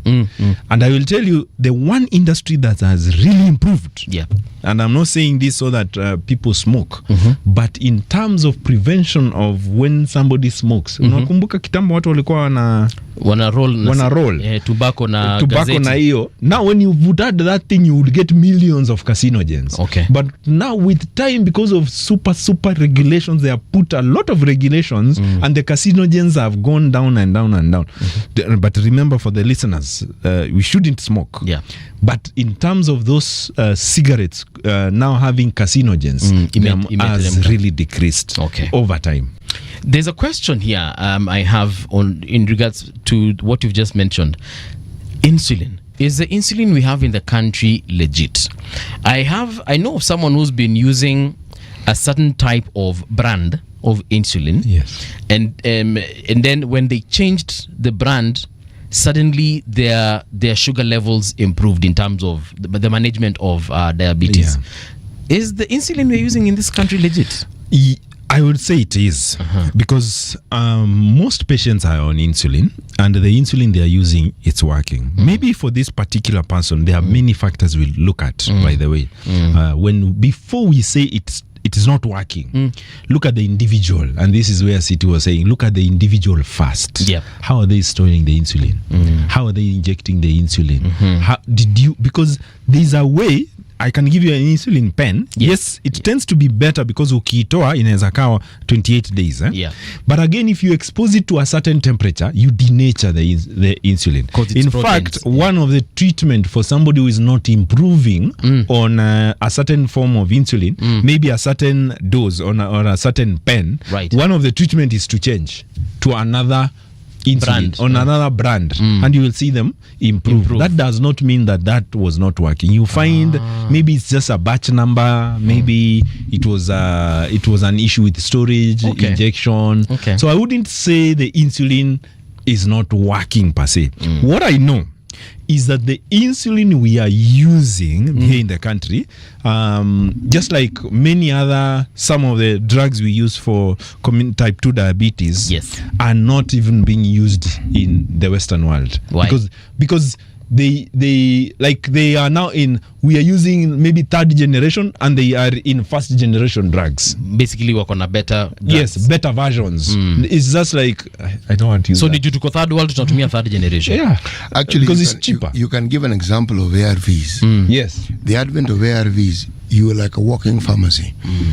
The number of drugs you had to take, research found that if you combined certain drugs, you would, instead of taking 4 drugs, you take 1. Yes. Which is a combination of some of the active ingredients in the other drugs, so you had the same effect. To the point where instead of taking 6 tablets in every day, you took 2. Yes. Okay. Now that is research that has found that whatever you had has been improved on. You move from the tablet to an injection.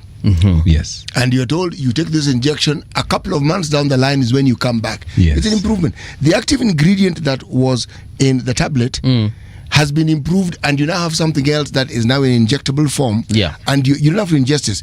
It is able to give you the same results, and you don't have that continuity of a daily basis. For 6 months, you will be fine. Now, that is how science improves. Specifically, since we're talking about medicine, that's how it improves medication. Okay. Yes. Right. Yeah. Are there communities that are genetically predisposed to getting diseases such as diabetes? Yes. Because of their genetic makeup? Yes, they are. And again, because of lack of studies, we do not really know in Kenya whether we have those communities. There is no one who has come out and really studied. But out there, there is some community that says, actually, you can go into some Asian communities, some ethnicities, some, like, what do I call them? Tribes, that have been studied vividly, and we know them. In fact, they have even lowered their numbers in terms of when to suspect diabetes. Okay. They have a special definition that if you see, probably, I don't know whether it is okay to mention, Chinese, they tend to have a lower definition. Like, for example, if we say a BMI is 18 to 25, we say for a Chinese, if you are more than 23.5 or 24, I can't remember, but 23 or 24, then you are overweight. Yeah, you're very likely to get this disease. Exactly. And now when you get to 28 instead of 30, then you are obese. You get. So they have studied that population and ethnicity, and they have even tailored, and they have a definition for their form of when we can say this community has a disease. Okay. But we never tailor that here. So we are studied with, among others, in the Western world. So utasikia, for African communities, we recommend. You see, we recommend, and they have done that. But in terms of now coming to Kenya, and even City the other day was asking, who studied, I don't know whether it is him who was asking, it is the him. BMI. It is something we adapted, and I agree, but now what do we do? Because that's what is available. There is no one who has come here and really done a simple study on all of us and said, maybe this BMI thing does not correlate with the African community, or who we are. But then we just have to depend on what is out there. So in terms of communities and ethnicities out there, I know there are some that we know are predisposed to non-communicable diseases, and their genetic predisposition has been isolated, and we know them. But here, iko shida. Kuna mtu unaweza pima, like this celebrity called Gen Z Goliath. Unaweza mpima mwambia ko obese na jamaa yuko obese. Yes. But if we use that BMI definition as is, then yes. Anyway, so that's that as far as Nini is concerned. But what I would like to understand then going forward, because I think this is what Kenyans need to know, and I can see that conversation also happening here on our comment section.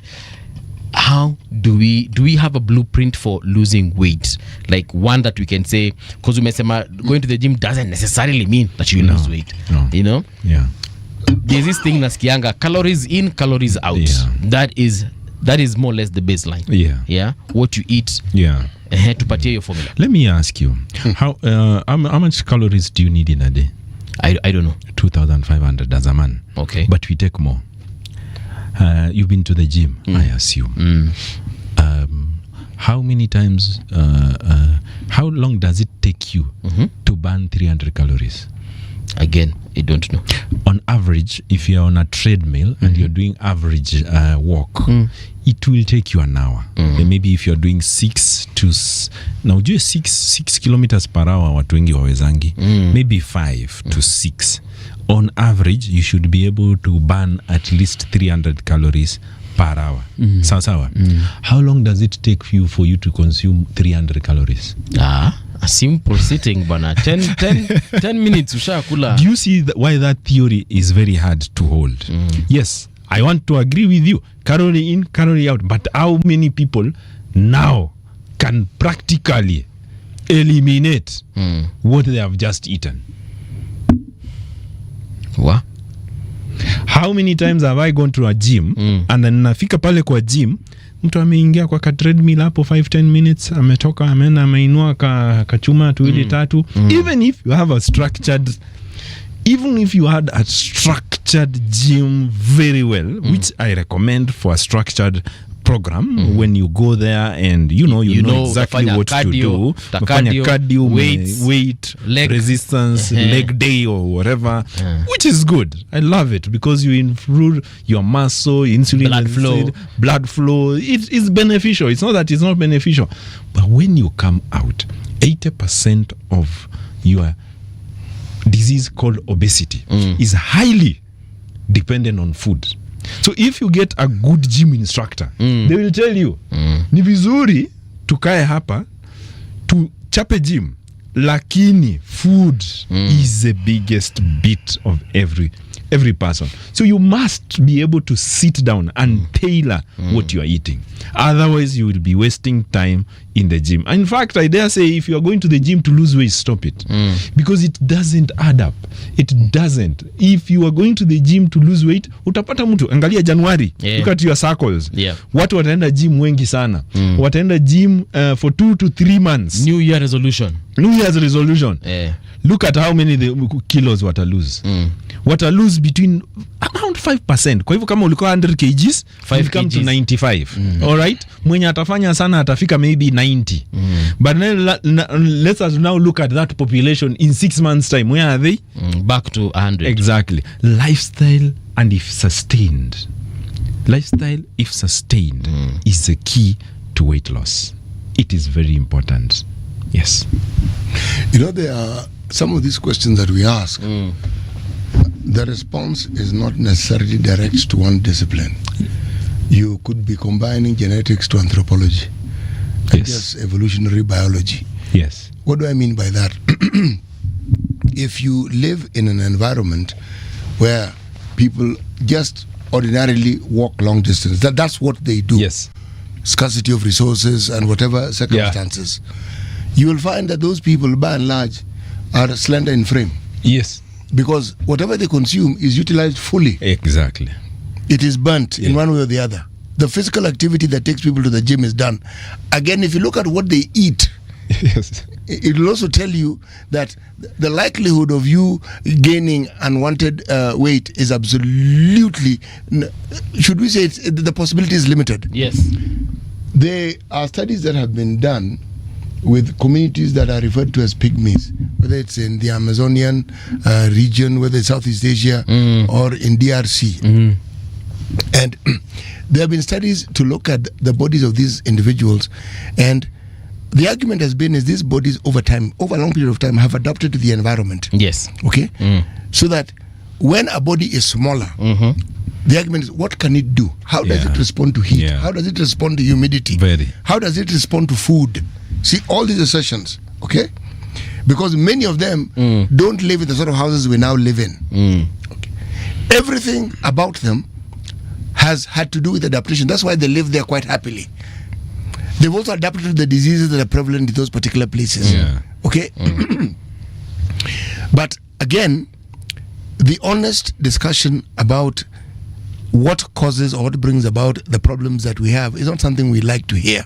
Yes. No. There's always some pop reasoning and pop psychology and pop science that is inserted into the discussion to suit, again, certain commercial interests. Yes. Okay?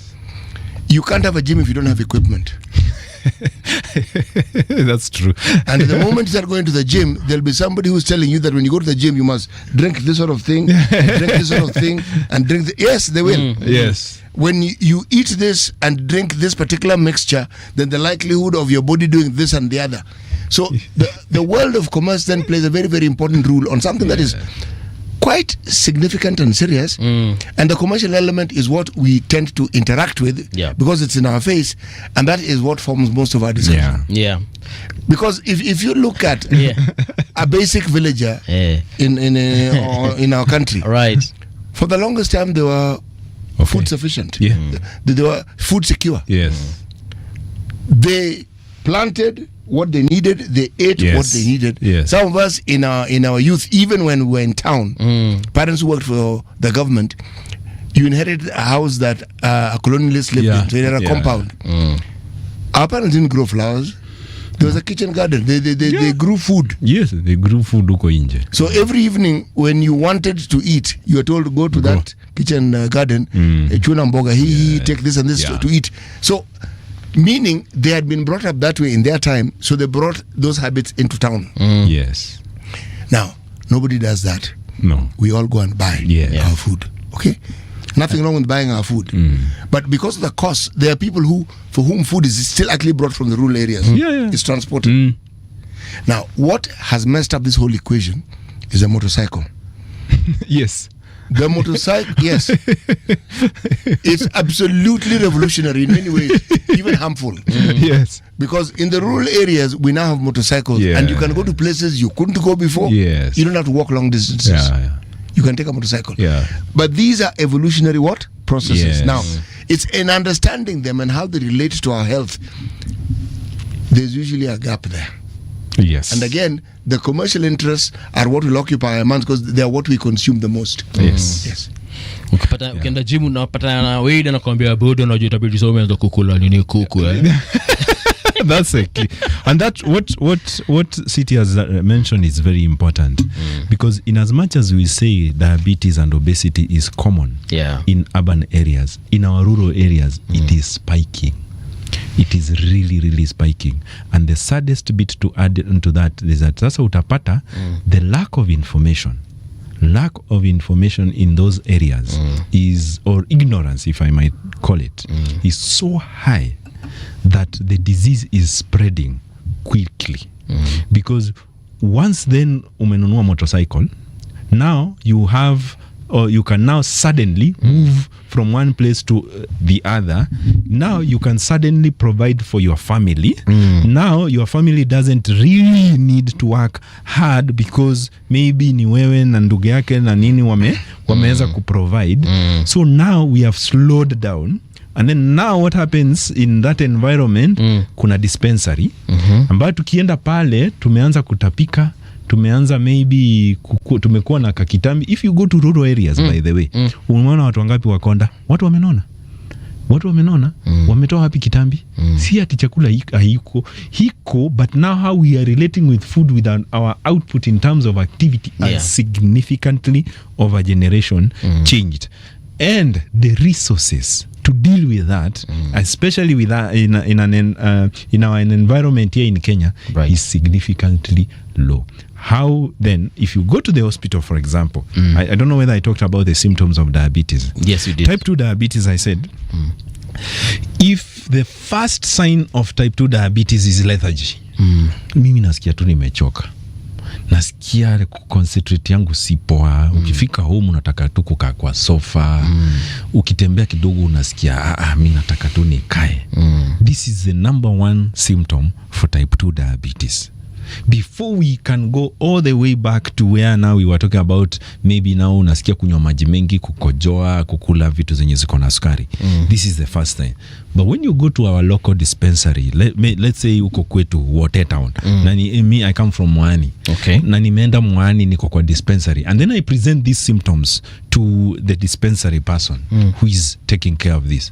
How many will think about diabetes? And even if they think, do they have a glucometer? Do they have BP machine? Do they have an HbA1c to diagnose type 2 diabetes? No. So there is late diagnosis in these populations. Now, late diagnosis in this population means more complications. Unanielewa? So it is not uncommon for people now to come to you when sasa anakuambia mimi nimeshindwa kukojoa ama anafura asubuhi, anafura uso nini, mguu ilianza kufura, yeye alikuwa anafikiri ni kawaida. That is now already advanced. That is now already, and I will tell you, you are saying already advanced. This is how they present. In go to Machakos referral hospital, go to Wote, go to any place. Mpaka unajiuliza, where were you? All this time. Yes. All right, Daktari, we have about a minute. I want to talk about your book because you have a book, yeah? Yes. So before we leave, what is the book about? I wrote this book in 2023, and this book is all about food. It is exactly what we have been talking about here. Why? And I call it Kitabu cha Sukari because I wanted to spread information regarding foods, especially localized foods. Now, when I came back, I gave that story and I said, look at it this way. You're telling me, and it was mainly to debulk myths. Because somebody would come, napata shosho ametoka Kitui ama Makueni huko kwetu, ame struggle. Anakuja ananiambia, daktari, mimi nakulanga chakula yenye niliambiwa nikule. Niliambiwa nikule nini? Viazi. Niliambiwa nikule ndoma. Niliambiwa nikule makwazi. Niliambiwa nikule mkate ya brown. Niliambiwa nikule ugali ya brown. Yes. But then now when I look at science, so yes, it is true, ugali ya brown has more fiber. All right? It does. So if maybe 100 grams has 15 grams of fiber, okay? And maybe 100 grams of white bread has 5 grams, okay? 5 grams. So I asked myself, so is this enough for me to recommend brown to white? When I now went into checking, I realized if you look at science, yes, if you're not careful, the brown ugali might have more sugar than even the white. I realized now when I tell somebody to eat fruits, because now you're telling these people who have diabetes, eat fruits, they are good. They give you vitamins, they have fiber, they have phosphorus, they have all this. And I said, it's true. We're not disputing this fact. But to what extent then do I eat these fruits so that if I am diabetic, they don't spike my sugars? Okay. And therefore I put maembe. So I put a maembe, for example, a mango. And I said, how much would maembe ya mololo, nice one, the nice big one, have in terms of sugar and the other content? Okay. That is what I put on this book. Where can we find it? Yeah. This book, you can find it in Afia Code, which is my company, afiacode.com, or you can call us when you look at all of us in our social media platforms. We also have branches in Naivasha now, and in Thika, and here in Fortis, and you can get the book there. So there we'll get the calories and we'll understand what to eat at what point. All right. There we go, folks. We're taking a short break. Thank you, Daktari, for that particular insight. We shall now call you again at a different time to ongea about these GMOs. We need to educate our public on this, and we need to debunk some of these myths. Yes. Sawa. Don't go too far. We'll be right back. Radio generation, the sound is fine. Pump it up, turn it high all the time. Let the music move you, let's sway. Radio G's got your jam all day. Radio Generation, the home of urban soul.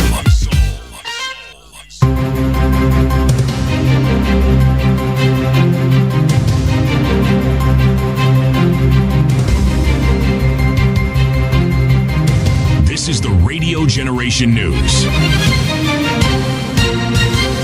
Good morning, I'm Winnie Maganga. Plans are underway to repatriate the body of John Okoth Ogutu, a Kenyan teacher killed during post-election violence in Tanzania on October 29th. This is according to Interior PS Raymond Omolo. PS Omolo stated that Foreign Affairs Ministry is in contact with the Kenyan Embassy in Dar es Salaam to facilitate repatriation. Ogutu, who taught in Tanzania for 8 years, was shot and killed in Dar es Salaam amid election day chaos. Yes, I know there's an unfortunate case of one Kenyan who is a teacher who in the process of all that commotion lost his life. I have been in touch with my colleague in charge of foreign affairs, and there's already the contact that has been created with the embassy in Dar es Salaam. So what I would urge the family is that we are doing what it takes to be able to make the necessary arrangements for making sure that that particular case is handled in a manner that is respectful. The government of Kenya has initiated a high-level diplomatic engagement with Tanzania to address concerns over the safety and welfare of Kenyan nationals living in the country. This follows incidents of post-election violence that left several people dead, including a Kenyan teacher. Prime Cabinet Secretary Musalia Mudavadi on Thursday held consultations with Tanzania's Minister of Foreign Affairs, Mohamud Kombo, in Dar es Salaam. According to a statement, the discussions centered on the welfare of Kenyans living in Tanzania following post-poll unrest in the country. Turkana County Senator James Lomenen seeks a statement from the Standing Committee on National Security, Defense and Foreign Relations regarding the harassment and killing of fishermen by Kenya Wildlife Service officers in Lake Turkana. The killings allegedly occurred during anti-poaching operations in the restricted areas of the lake. Lomenen says fishermen in the area often face harassment from security officers while carrying out their lawful activities. Fishermen operating along Turkana have been subjected to harassment and in some cases fatal encounters at the hands of Kenya Wildlife Service officers during anti-poaching operations in areas designated as restricted. These actions have occurred in absence of public sensitization or clear demarcation of the said zones, leaving local communities vulnerable to enforcement measures they do not fully understand. This situation has not only endangered lives but also disrupted vital economic activity for the region. Police in Molo, Nakuru County are holding 6 suspects who were arrested for allegedly running a large-scale mobile phone fraud scheme. The suspects were arrested in possession of more than 2,400 national identity cards and over 3,000 SIM cards, which are thought to have been used to defraud members of the public via various mobile money scams. Jospat Olechuta, Molo Deputy County Commissioner, confirmed the arrests. Walipoangalia hizi vitambulisho hizi zinaonyesha ya kwamba zinatoka katika sehemu mbalimbali ya nchi yetu ya Kenya. Mara mingi wajanja kama hawa ambayo wamepatikana leo huwa wanapiga simu kupigia wananchi ambayo hawana habari na kuitisha hawa ujumbe mingi kuhusu simu yao, PIN numbers yao na ujumbe mingi ambayo inahusu mambo ya M-Pesa. Wananchi wawe waangalifu sana. Typhoon Kalmaegi made landfall in Vietnam on Thursday after killing at least 114 people and flooding entire towns in the Philippines. More than 260,000 soldiers are on standby for rescue efforts as winds of up to 149 km per hour hit the country's coastline, according to Vietnamese media and the government's online portal. 6 airports in the country have been forced to close and hundreds of flights are expected to be affected, the government warned. The country is now facing one of Asia's strongest typhoons this year. And that's the truth on Radio Generation. Good morning. I'm Winnie Maganga.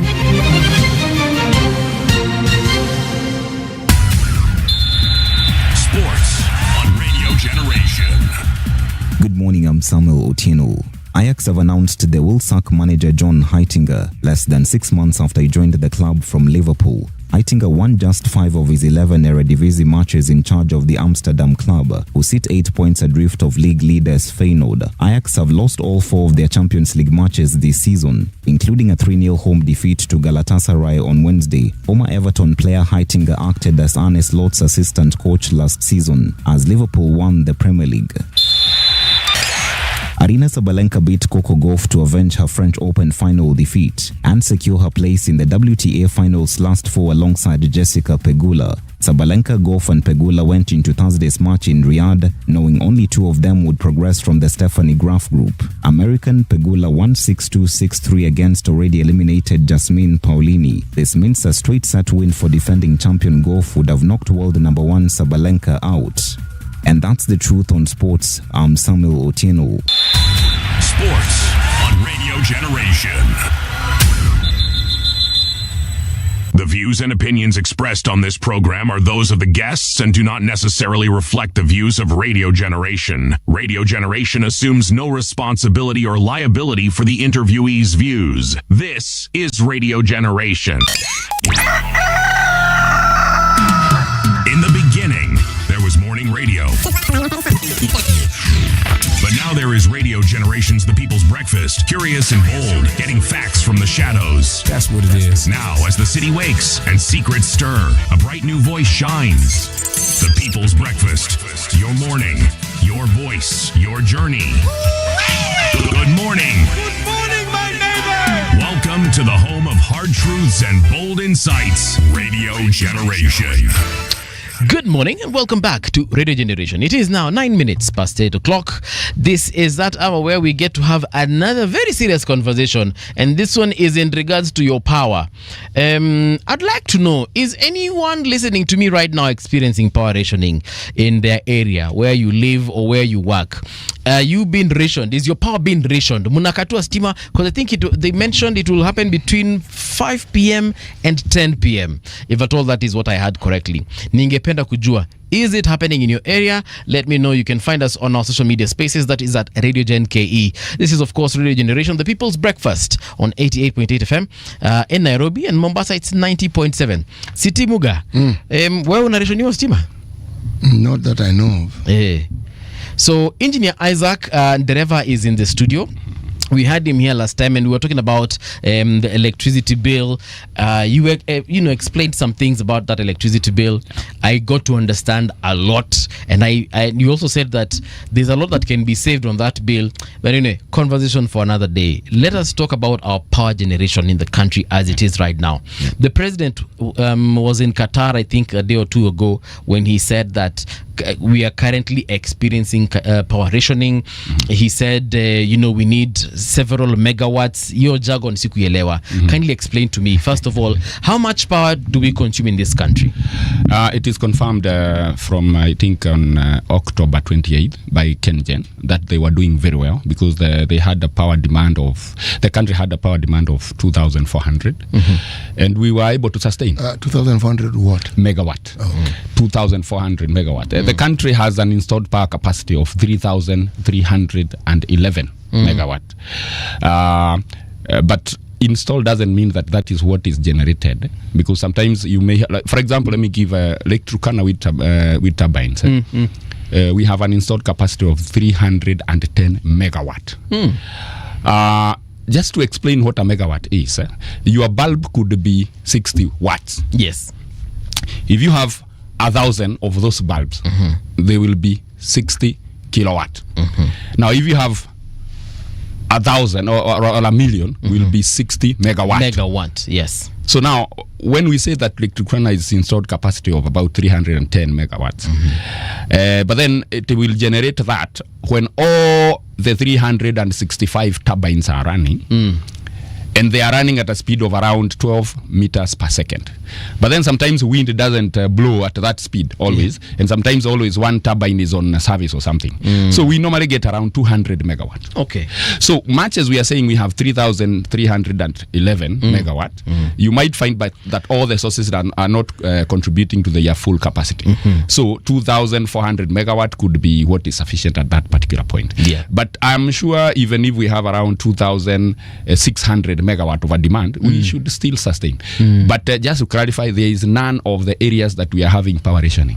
Because several headlines are saying this. For example, and I've just read to you, we have 1, 2, 3, 4 saying that already Kenya is, experiencing rationing in different areas. They haven't said which areas these are, but inasemekana that tuko na power rationing.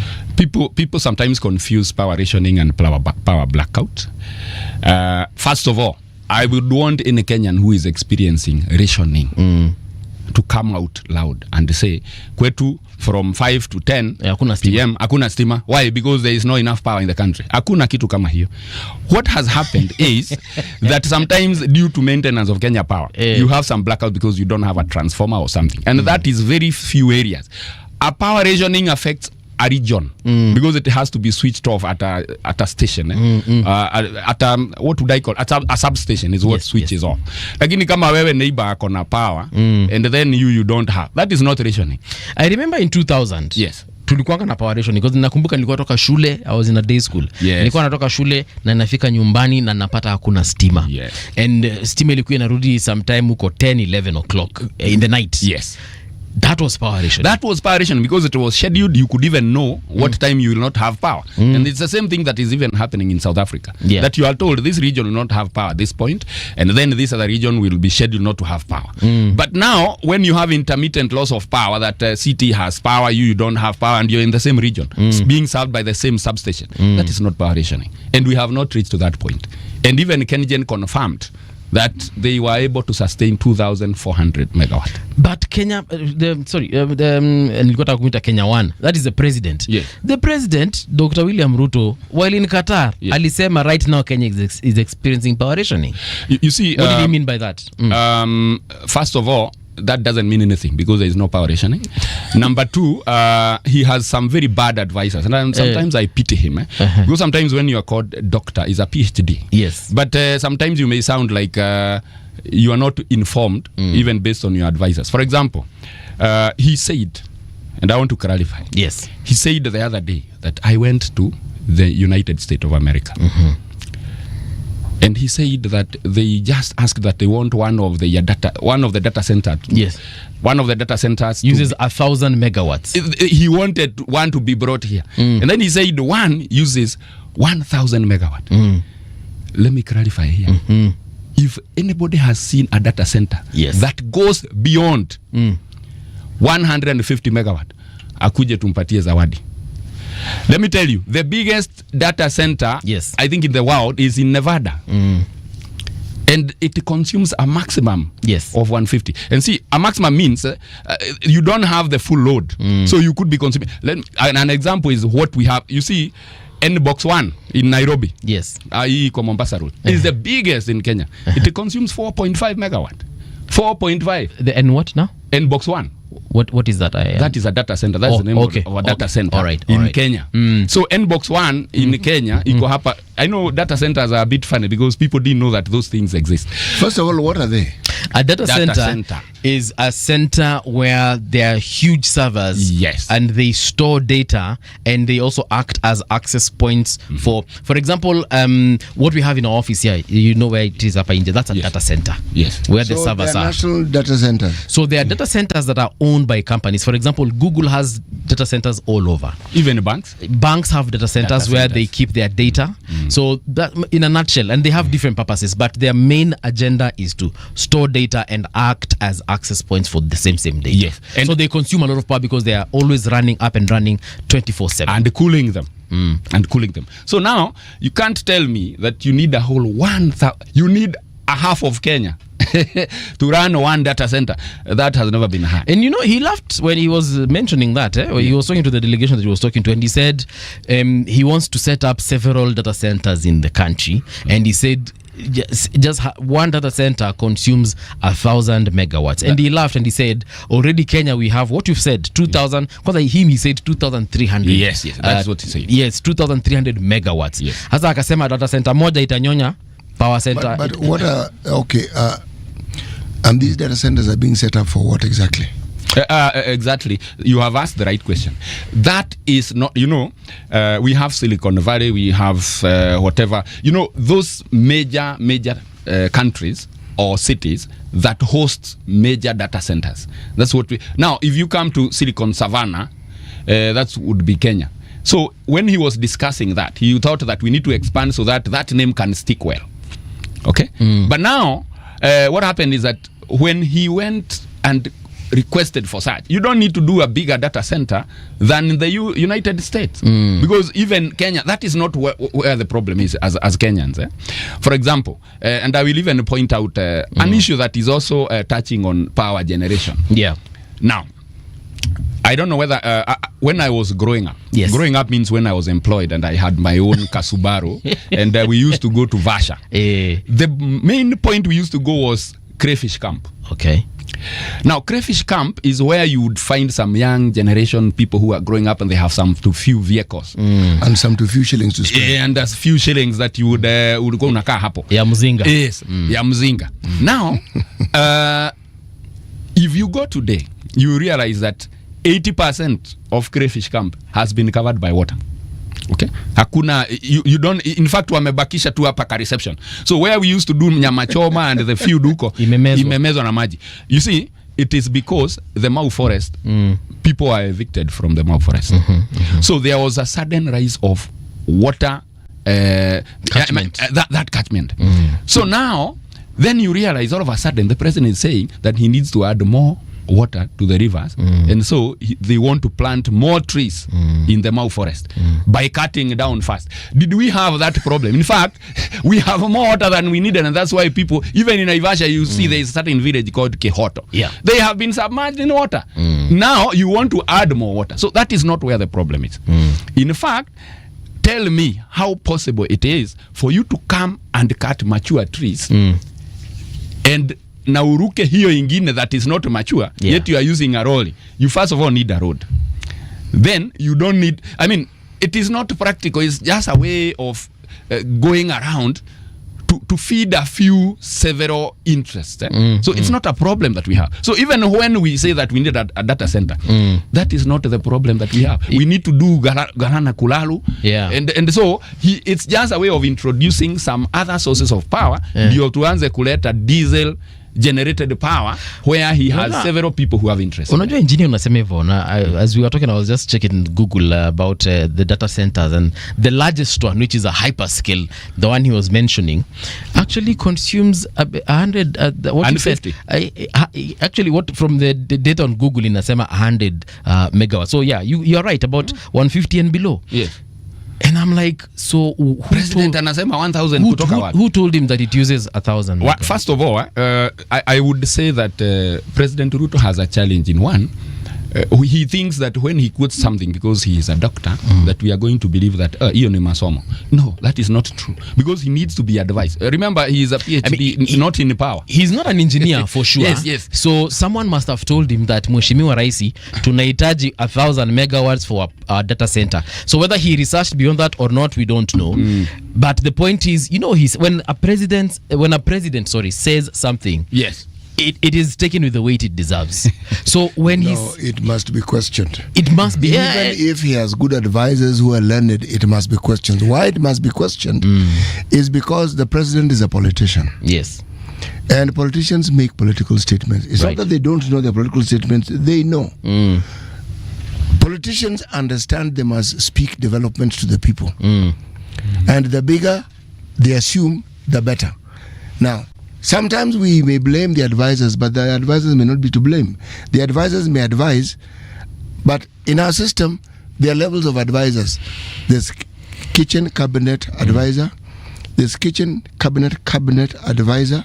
These are all advisors, okay? Then they're the ones we know. Then kuna mabest wake. Yes. Unajua kitochukua 1000 megawatts. Exactly. So the point is this. When you are in a place like America and you're seeing what they're doing and you want it to emulate that, and you're among people who are talking big and talking big stuff, even you talk big, and so we must separate political statements from reality, and that's why you must question. When someone says something, you say, explain to us what you mean, and break it down. Because he said one data center. Yes. As I said, if you are going to stick on that, then you are going to have a problem, because the president says very many things. Yeah. Okay? And then he laughed, and then for me I was like, why nye Kenya tuko nyuma? Then now we're having this conversation and I'm like, actually Kenya tuko mbele sana. We are ahead. We are ahead. Let me say, we are even doing better than South Africa. Yeah. You see, South Africa have some serious power rationing, and that came about because, of course, when they took, they got independence, they were quick to replace the people who are maintaining the stations. And as a result, they brought in people who are not very serious about maintenance. So with the time, because of their coal plants, they realized that, kumbe, we were supposed to be doing sometimes even the colonizers had a plan on how the demand is growing, this is what we need to do. But then when these other people came after wakapata independence, they removed everybody and wakakuja hao wenyewe. Then they didn't have a plan. Wamefika mahali that now they don't know what to do. So even the maintenance of the coal plants, some of them are even 30% efficient. But engineer, even immediately after the independence, when some of the colonialists were still in place, it's something I've never understood. South Africa still had power rationing. I never understood it. But the theories around it was this. They had a certain output of production. With independence, the demand grew. Because there were now more people. There were shanty towns, as they were called, but the government went into what we refer to as affordable housing. And with affordable housing came the usage of electricity. Very many places that previously did not have what you may call direct power now had it. People were setting up also man of small industries. The demand surged. Now, if you were not, and that's where now your point comes in, if you were not prepared for this surge in demand, then your power rationing will be severe. So that is what happened. And in fact, remember, even maintaining some of those power plants requires power. So they are even caught up in some mess. But it looks like, there is a song you keep on singing around East Africa that we are doing power pool. East African power pool, sijui Sub-Saharan power pool. That is when you connect one country to the other, like the way we have roads. Now they want us to connect power, such that now what we have from Ethiopia will be going to Tanzania and the rest.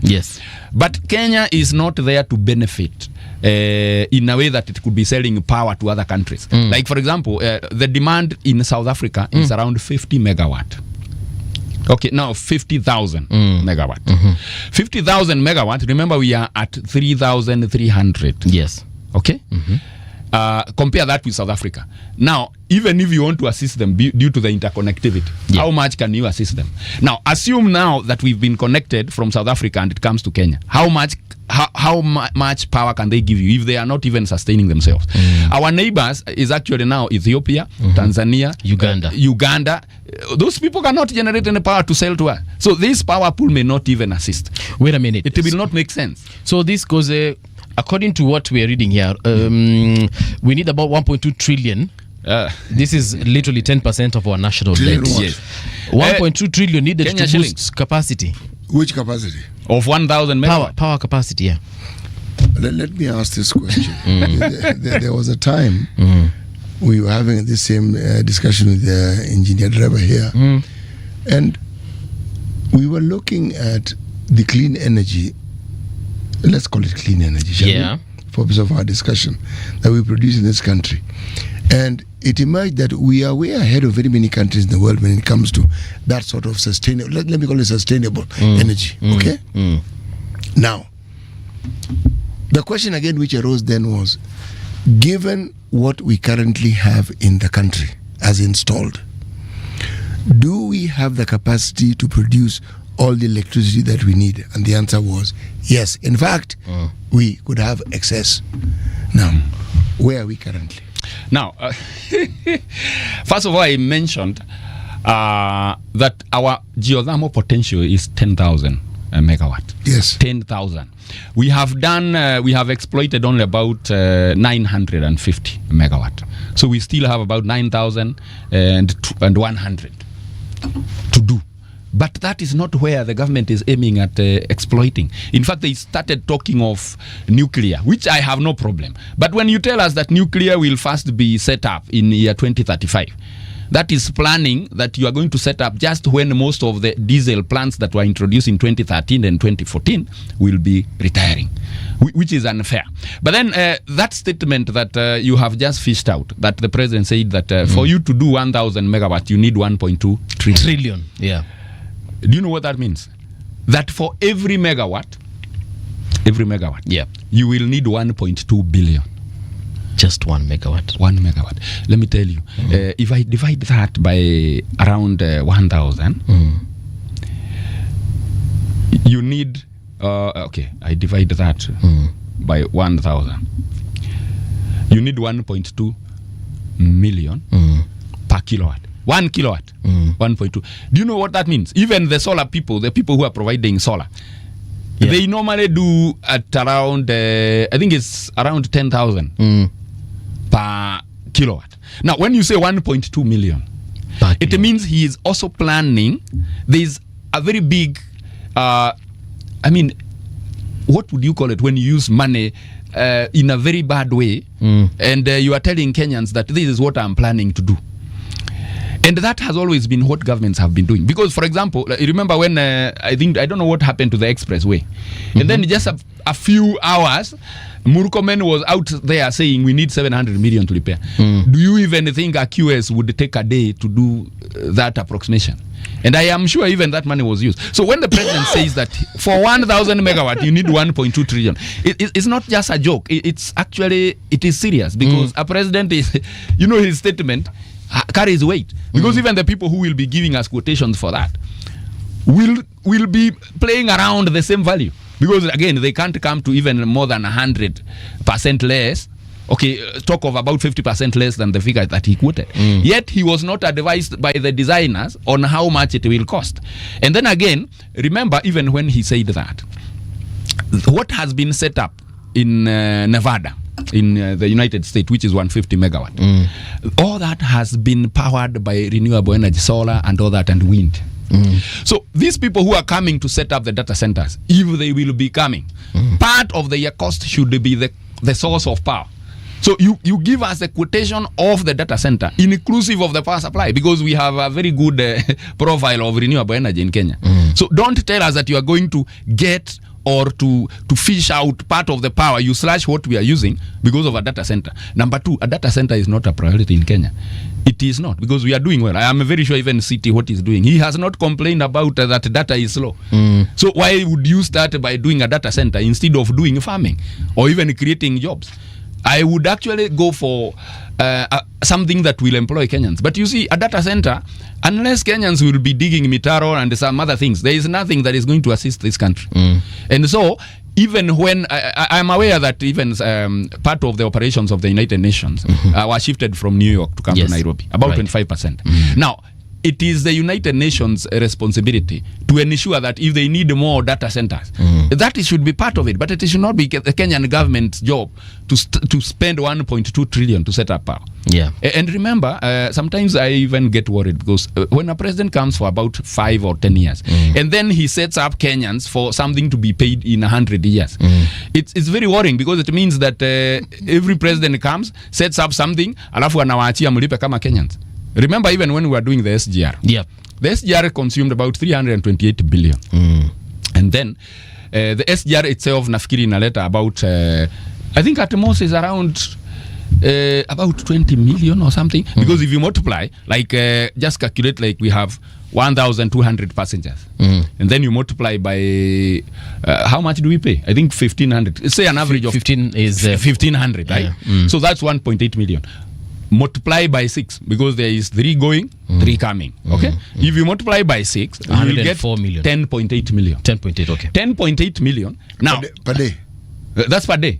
Okay. But there is no operation, there is no fuel. Okay. But now multiply that by 30. So we have 324 million. Okay. Good. Per month. Okay. Multiply by 12. So you have 3.88 billion. Now 3.8 billion per year. Can you say 328 divided by 3.88? You need 84 years. You need 84 years to pay for that. Na tujatoa mafuta, tujatoa labor, tujatoa nini. Now, if you are a president for 10 years, then you set up for that. Does SGR carry cargo? It carries cargo. But just imagine that what you are using to carry cargo, or what you are getting, is what goes to the maintenance and labor for this other one, or for all of them. Either way, it means that if the president can set something that will outlive before we pay. Now, 84 years, Uhuru will not even be, perhaps be able to remember what he did by the time we finish paying. So when you are a president and then you come and say, you make a decision that will affect Kenyans long after you are gone, it is unfair. And that's why we are saying sometimes this public participation is what needs to be emphasized so that Kenyans can make a decision that we are Kenyans, you are the president there. But then, even as you tell us what to do, you remember you are going to leave us. So, can you involve us in decision making? So, a lot has been said about this power expansion. Yes. So, they're saying, for example, speaking in Doha during a meeting with Kenyans living abroad, the head of state said that 1.2 trillion is required to expand the country's power capacity to 10,000 megawatts and ease persistent shortages. But he also said that this will be part of the plan to also make Kenya into an industrial hub. Can we use that power to actually make Kenya an industrial hub? No. I would say for you to industrialize a country, it requires a lot of things. First of all is the ease of doing business and the environment itself. We are aware that, in fact, even when he's saying that, he needs to remember that companies like Base Titanium have closed down. You know, they've closed down because basically they were not renewed for the lease for mining was not renewed. Is that the only reason? Or had they exhausted whatever deposits? But there were more exploration that revealed that there were more mining to be done. But the specific place where they were operating in, had they exhausted whatever deposits that were there? They had. They had, and they had identified another area for more mining. But then it was not renewed. In fact, I was a consultant there. I used to benefit because, of course, we had services we are doing every year. But then even us trying to push on how it could be renewed, it was not possible because many people had interest. First of all is the MCAs, for example, who are telling the locals that if they need this land, the compensation is going to be this much. Now, if you look at the land compensation, by the time you will start mining, you cannot recover. It was not economically viable. Let me ask you a question. Yes. Is there any development project in this country, any, yes, especially if it's sizable enough, that doesn't have many interests? Of course, sometimes interests exceed what is economically viable. Really, and what's the yardstick? How do we decide that these interests are? I mean, for as long as I can remember, yes, the moment we allowed civil servants to legally be involved in business with the Ndegwa Commission, the new constitution has muted that considerably and has even laid out and explained. We opened a Pandora's box that is very, very difficult to close because now it is the norm. Yeah. Whether it is an MCA, whether it's a village elder, anybody who has a voice, whether it is a simple... But the bigger question in my mind is this. The understanding of what is good for the community, because the argument that was with the titanium mining is, how much did the community actually benefit realistically? First of all, I would say that the community benefited in, I would say it's actually I would say it's 100%. One, remember quite a bit of the revenue that was coming from the titanium mining, a good percentage was going to the local government. And number two, what percentage? I think it was 5%. 5%. So a small percentage. That's going. A huge amount. You remember, it is only in Kwale. It is only in Kwale County that will not be bothered. Have you ever gone to Diani and someone clamped your car because of parking? That cannot happen because they already had their own money. So they are not hungry. Go to Moranga, even on Saturday at 4 p.m. You will be clamped. You have not paid for the parking. Well, Moranga doesn't have titanium. Yes. No, that's what I'm saying.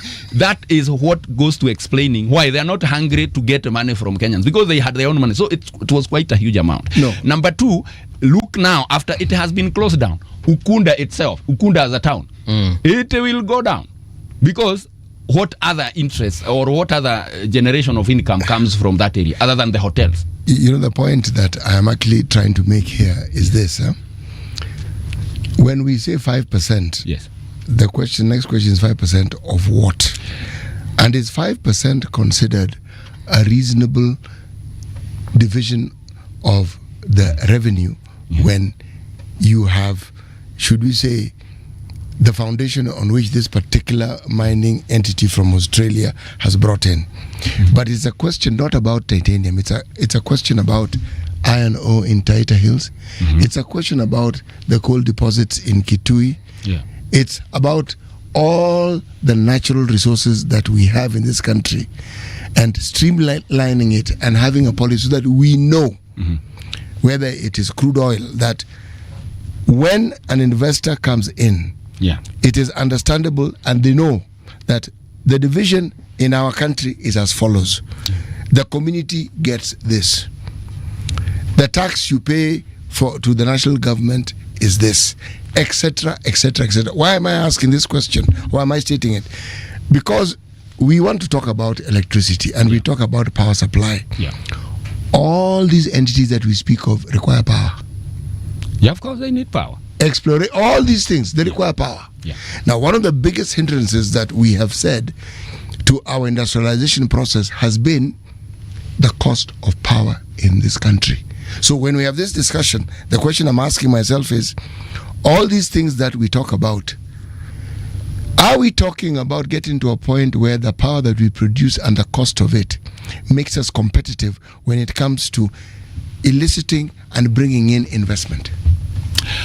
Actually, in fact, I'm even worried when the government says that it needs to develop, it will lead to industrialization. You know, that's why I was saying industrialization itself is where you find it profitable to operate because the cost of power is cheap.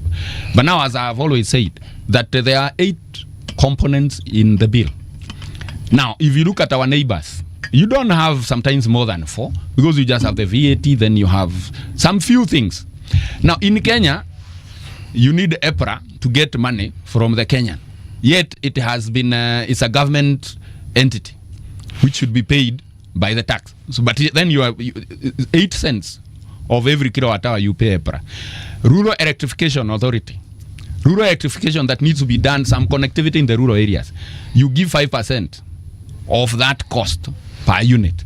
Now, if you ask how much is the cost of connecting power to a new consumer, you'll be given around 180,000 and you'll be told there is no subsidy nowadays. So that is gotten from the tariff, yet they are not even connecting. You will get even Warma, who are proposing that instead of getting 20 million per month, they now want, I think 400 million. Because of what? Because of they are saying that they are the ones who maintain the catchment. What is maintaining catchment for you to get? Actually, I need to understand. You need to understand, Warma. Let me explain. And then explain maintaining catchment. I don't understand. Okay, now what they purport to be doing is that you need to get like 400 million per month, according to what they proposed. I know they were getting around 20 million. That they are the ones maintaining the catchment. Now, when you go to the Seven Forks, you know, those rivers, the Tana tributaries, comes from the Abadeas and others, Mount Kenya and all that. So when they go through the rice plantations, and then they land at the Masinga. Now that Masinga is the collecting one. Now, when Warma says, or the authority says, that we need money so that we can maintain the catchment to ensure that this river always flows, they will need to go and buy fertilizers and take to the forest. Just wait. Yes. Catchment is where the water comes from. Yes. The collecting, yes. The source, and the flow, the system where it flows, including it flows to where it actually eventually ends up, and it crosses through the rice farms. Yeah. Does it also include maintaining? You're talking about rivers. Yes. You're talking about rain siltation. Yes. You're talking about the levels of the rivers reducing. Are they talking about the cost of, say, like for instance, dredging it to make sure that the depth can retain more water and the flow can be greater? Are these the things they're talking about? You are close to what you would expect as a Kenyan, but they don't do any. Because, for example, water has come from the forest. And then between the forest and the dam, which is Masinga, you have very many rice farms. Yes. What will you do to those private rice farms when you collect our money? Because you cannot touch my own farm. So unless you cannot come and say, I'm trying to do some dredging so that this water can get deeper. You know, remember, where the water is flowing is not the problem. Where water is coming from, the source, is where the problem is. Okay. So now, if you collect money, you must tell us what you are doing with that money to improve the upstream. Okay, the upstream is the forest. So what exactly are you doing in the forest? so that we can get more water. And that's why I said, unless you are putting fertilizer on the trees, or you are planting more trees, and then explain to us why that should cost 400 million. Okay. Per month. And this is monthly. This is monthly. Okay, that is what they are proposing, but they have been getting around 20 million. What were they doing the 20 million in the first place? That's what I'm saying. It's just basically maintaining the employees. I don't think there's anything else that they do. Because if you even know what's their role? I've heard of Warma. What's their role exactly? Warma, what they do, they purport that they are the ones that maintain the water sources. Remember, even when you do a borehole in your own private plot, they will come and say, you see this water you are getting, we know where it comes from, and we are maintaining where it comes from so that it doesn't dry up. Now, when you ask them practically, so what you, in fact, by the way, remember even Tana River Development, there's something called TARDA, Tana River Development Authority. Those are the ones who maintain the dams, like for example, Masinga. So even Water Resource Management Authority cannot come and purport to be maintaining that dam. Can I just read for him the mandate of Warma? Yes. So this is according to their website. Nowadays they are called WRA. Yes. So the Water Resource Authority, WRA, is a state corporation established under Section 11 of the Water Act 2016. It is mandated through delegated authority on behalf of the national government to safeguard the right to clean water by ensuring that there is proper regulation of the management and use of water resources in order to ensure sufficient water for everyone now and in the future. The authority on behalf of the national government to safeguard the right to clean water by ensuring that there is proper regulation of the management and use of water resources in order to ensure sufficient water for everyone now. Okay, so how do they do this? Sasa si ndio unaambiwa hapa na engineer that you, and you know they charge us on the bill that like he's explaining. But we were going to get back to that electricity bill, but this thing that they've said is very nicely worded. How do they do it? All right, so that when someone tells me Warma is on site, so what are they doing exactly? Sounds nice. To ensure clean water, what do they do? I mean, this thing that guarantees that mandate is visible. So when I ask, I can see Warma is on site. City, you need to mention that today you are having a problem with Warma because they have not done this and this and this. What is that you would demand? Since we're talking about electricity, let's go back there. This bill, yes. Okay, so are they also in our bill, Warma? Yes. It's among the 8 components. But the reason why your bill is what it is today, Warma contributes. Yeah, and I'm looking still on their website. This is their functions. Yes. Water resource regulation. I can see here there's a dam and a river. Water resource regulation. Regulation, yes. Okay. Community and county engagement. Naona hapa kuna mahali kuna taps 3 zimefunguliwa maji, watu wanachota na mitungi. That is the face of community and county engagement. Then water use allocation. There's a lady here in the lab, I think she's testing water. So water use allocation, and then water resource assessment and monitoring. Then there is water resource data management. So how they in my bill, I don't understand. They in your bill because I said actually I do understand why they're in your bill. I do. Okay. Because if what you have read is actually operational, and it actually works, then everything that they say they do is a guarantee. Guarantee of safe water. When you have a borehole, guarantee that you regulate it so that you don't overpopulate a region with boreholes and what have you. Because it's along the lines of boreholes that I've heard the name Warma mentioned more than anything else. Okay, so that the entire supply of water in this country will actually, should we say, be something that the citizens talk about well, as in it's something that they keep enjoying. But that is not the case.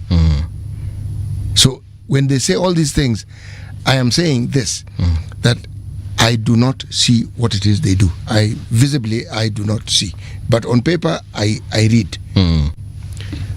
When it comes to power, again, let me go back to an earlier question.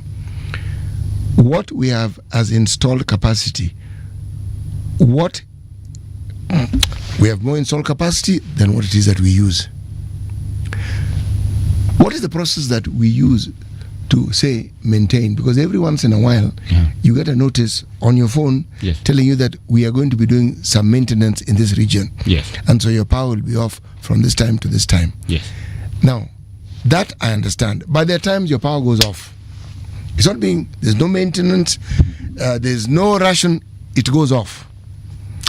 What happens, and I think it's, first of all, let's agree that from around 2010 to date, around 2010, I think the connectivity was around 25% of the country. Right now, we are around 76. So that's more than double. That did not mean that we also doubled the labor in Kenya Power. So as a result, labor as in the people who are supposed to help maintain these facilities. Yes. Because if I would come out as an MD of Kenya Power, I would say that I would allocate each line or each transmission line to a certain number of people. Or rather, I would say each person is supposed to maintain certain or a few kilometers. Now, much as it increased to 76% to from 25, we should have expected also an equivalent increase in the labor force. But that did not happen. So as a result, instead of maintaining, they are firefighting. Firefighting means mvua imenyesha, a cable or a transmission line has been, a tree has fallen. So they keep on always firefighting. In fact, I am in a certain WhatsApp group in my area where always complaints are there. You will never hear of routine maintenance. It's always firefighting. Hii transformer imelipuka, hii cable imeangukiwa na miti. They are always, now Kenya Power has become agriculturalists because they are always slashing trees because of coming near the power lines. So that, due to that, it's not possible to always ensure that you have power, because most of what we are doing as a country is breakdown repairs. So your routine maintenance is a factor of manpower, that's it? Yes. Nothing more? Routine is just, of course, there is what you'd call materials for replacement and all that. But manpower is where we have a problem. Kenya Power has got very few employees in respect to the number of infrastructure that is in the ground, on the ground. I want us to get back to that Tarda issue. Yes. Are we saying that Tarda is doing exactly what Warma is supposed to be doing? Yeah, exactly. And remember, that is Tarda. If you go to all the other dams, which are owned by Kengen, Kengen maintains their own dams. Okay. Much as Warma collects that money and tries... Do they give it to Kengen? No. How? Okay. They cannot give it to Kengen. Kengen, in fact, are the ones who say that these are our dams and we need to ensure a consistent supply of power and generation. And so, it is our problem. Much as Warma has collected money, it's not going to be our business because they will never come. Number two, remember Warma is collecting money for all the water sources in the country, including Turkana and Kilifi and all that. Could it be that tunawapatia pesa ya macho because we are using their resource, but not necessarily because they are doing anything to that? Their resource, whose resource is water? Owned by who? Warma. Warma owns water. It doesn't own water. It only ensures that water is... I'm trying to make sense of why would you pay Warma for water? So ndio maana nauliza hii pesa ni ya macho. Unajua ile it's like tax, the way Mungiki used to collect tax because matatu imepita hapo. So they will collect money because mumepita hapo. Not because they own the matatu, not because they own the road, but they collect that tax because tuko na lazima mtupatie. Water is not owned by Warma. Okay.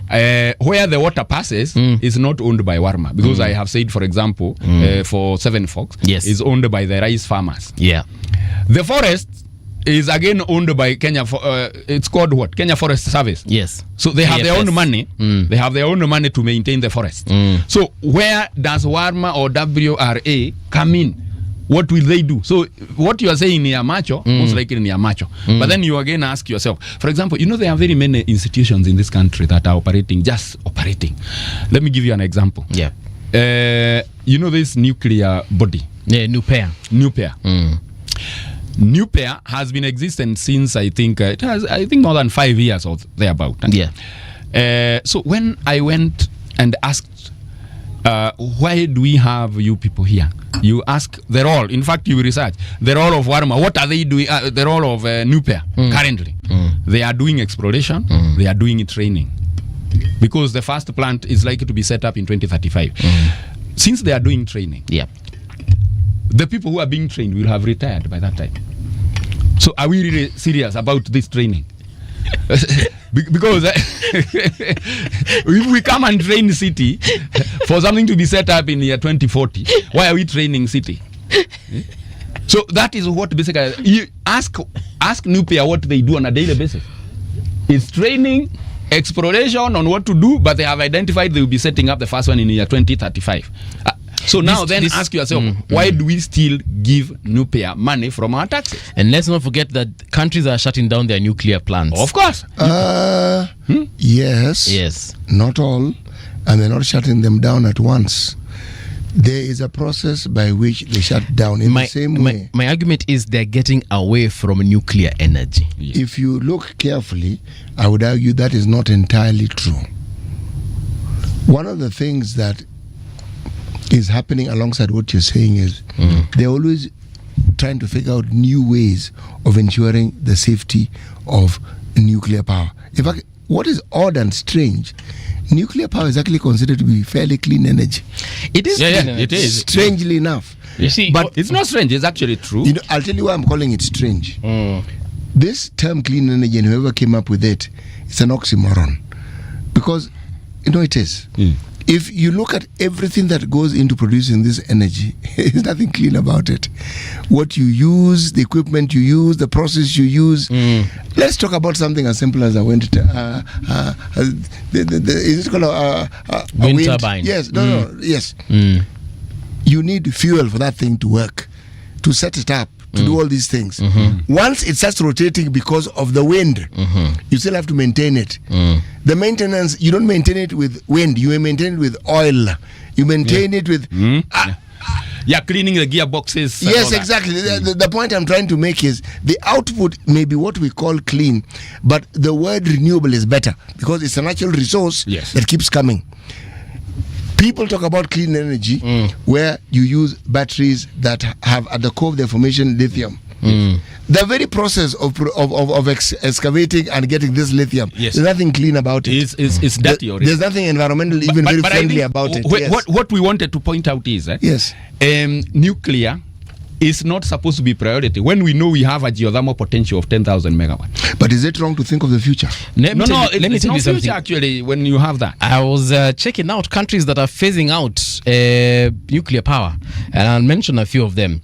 Germany completed its nuclear phase out in April of 2023. This is Germany. Italy closed all of its nuclear power plants by 1990. And maintained its no nuclear stance. They've decided nuclear is in their past. Lithuania completely phased out nuclear power as well. Belgium has a plan to phase out nuclear power. Austria has no nuclear power plants and has challenged the EU's classification of nuclear energy as a green investment.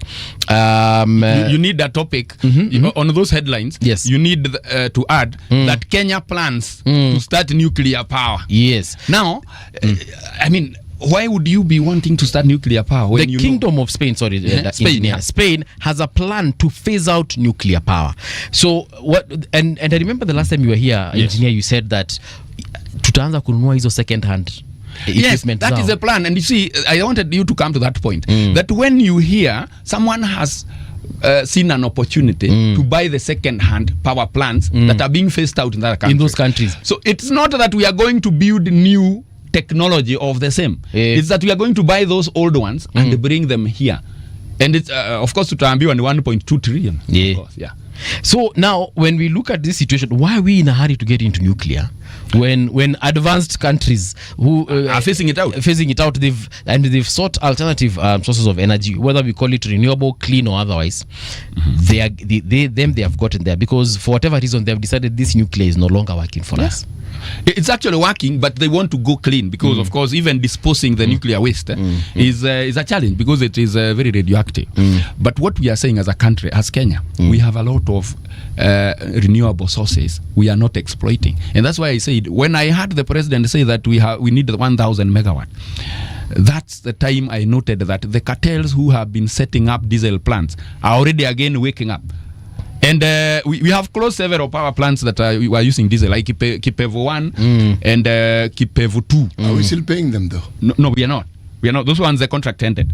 But again, we revived the Muhoroni gas turbine after shutting it out, and we noted nationwide blackout because the lines were not stable that would serve there. So they decided that let us restart this one, and then we started bringing Adani to do Chemosit line and all that. That is not what is priority. Priority is to do Nairobi Mombasa line so that we can phase out the diesel generators in Mombasa. So the priorities in this country is not driven by actually what is needed. It's interests. You know, the discussion around nuclear power is not complete if we do not look at countries around the world. Yeah. Even as others are phasing them out, they are building nuclear plants. They are also still using nuclear power.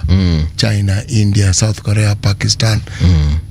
But you can't call them as very advanced countries compared to Kenya. No. Those countries are very advanced. In terms of, I mean, when you mentioned Germany and Italy, I mean, it's better you mention. They phased out theirs. I'm talking about countries in the world that are powerful, that are developed, and they are building. I am simply saying the discussion around the nuclear has to have both sides. You have to talk about those who are phasing and asking why. There are those who are building. You have to ask why. Yeah. But if there was a worldwide ban where nobody is building, then I would say, okay, I get it. Nobody's building. But others are building it. Why? But City, just like Kenyans. Do you think it would be a good idea for us to get into nuclear power? I don't understand enough about nuclear, the science around it. Kama tu hizi zetu za diesel, kama hizi zetu za umesema gas, kama hizi zetu tu za wind, kama hizi zetu tu za geothermal tunashindwa kuzimaintain vizuri na kuzifanyia venye tunafaa kuzifanyia. Mimi ninaogopa ile siku tutaamua kutumia umeme kutoka nuclear energy. What the engineer has asserted, and which is true, mega projects in this country unfortunately are always labeled as having interests other than the development itself, and that there are individuals who are focusing on what they hope to gain. We are a country that borrowed 2 million to build a dam. If we cannot maintain our own bridges, dams like you've just mentioned, they zinatoboka zina wipe out millions of Kenyans. Yes. I mean, surely. And also, we have enough water supply. If we look at hydroelectric dams, the question I would ask is, why don't we just focus on those? Because the raw material is called water that is actually required. We actually have and look at ways so that Warma can be given more relevance, so that we can actually see them planting trees. Engineer, I'll borrow you for the next hour, so don't go too far. We want to get into the news. When we return, of course, the conversation around our energy production continues. Right now, though, it's time for the news. Radio generation, the sound is fine. Pump it up, turn it high all the time. Let the music move you, let's sway. Radio G's got your jam all day. Radio Generation, the home of urban soul.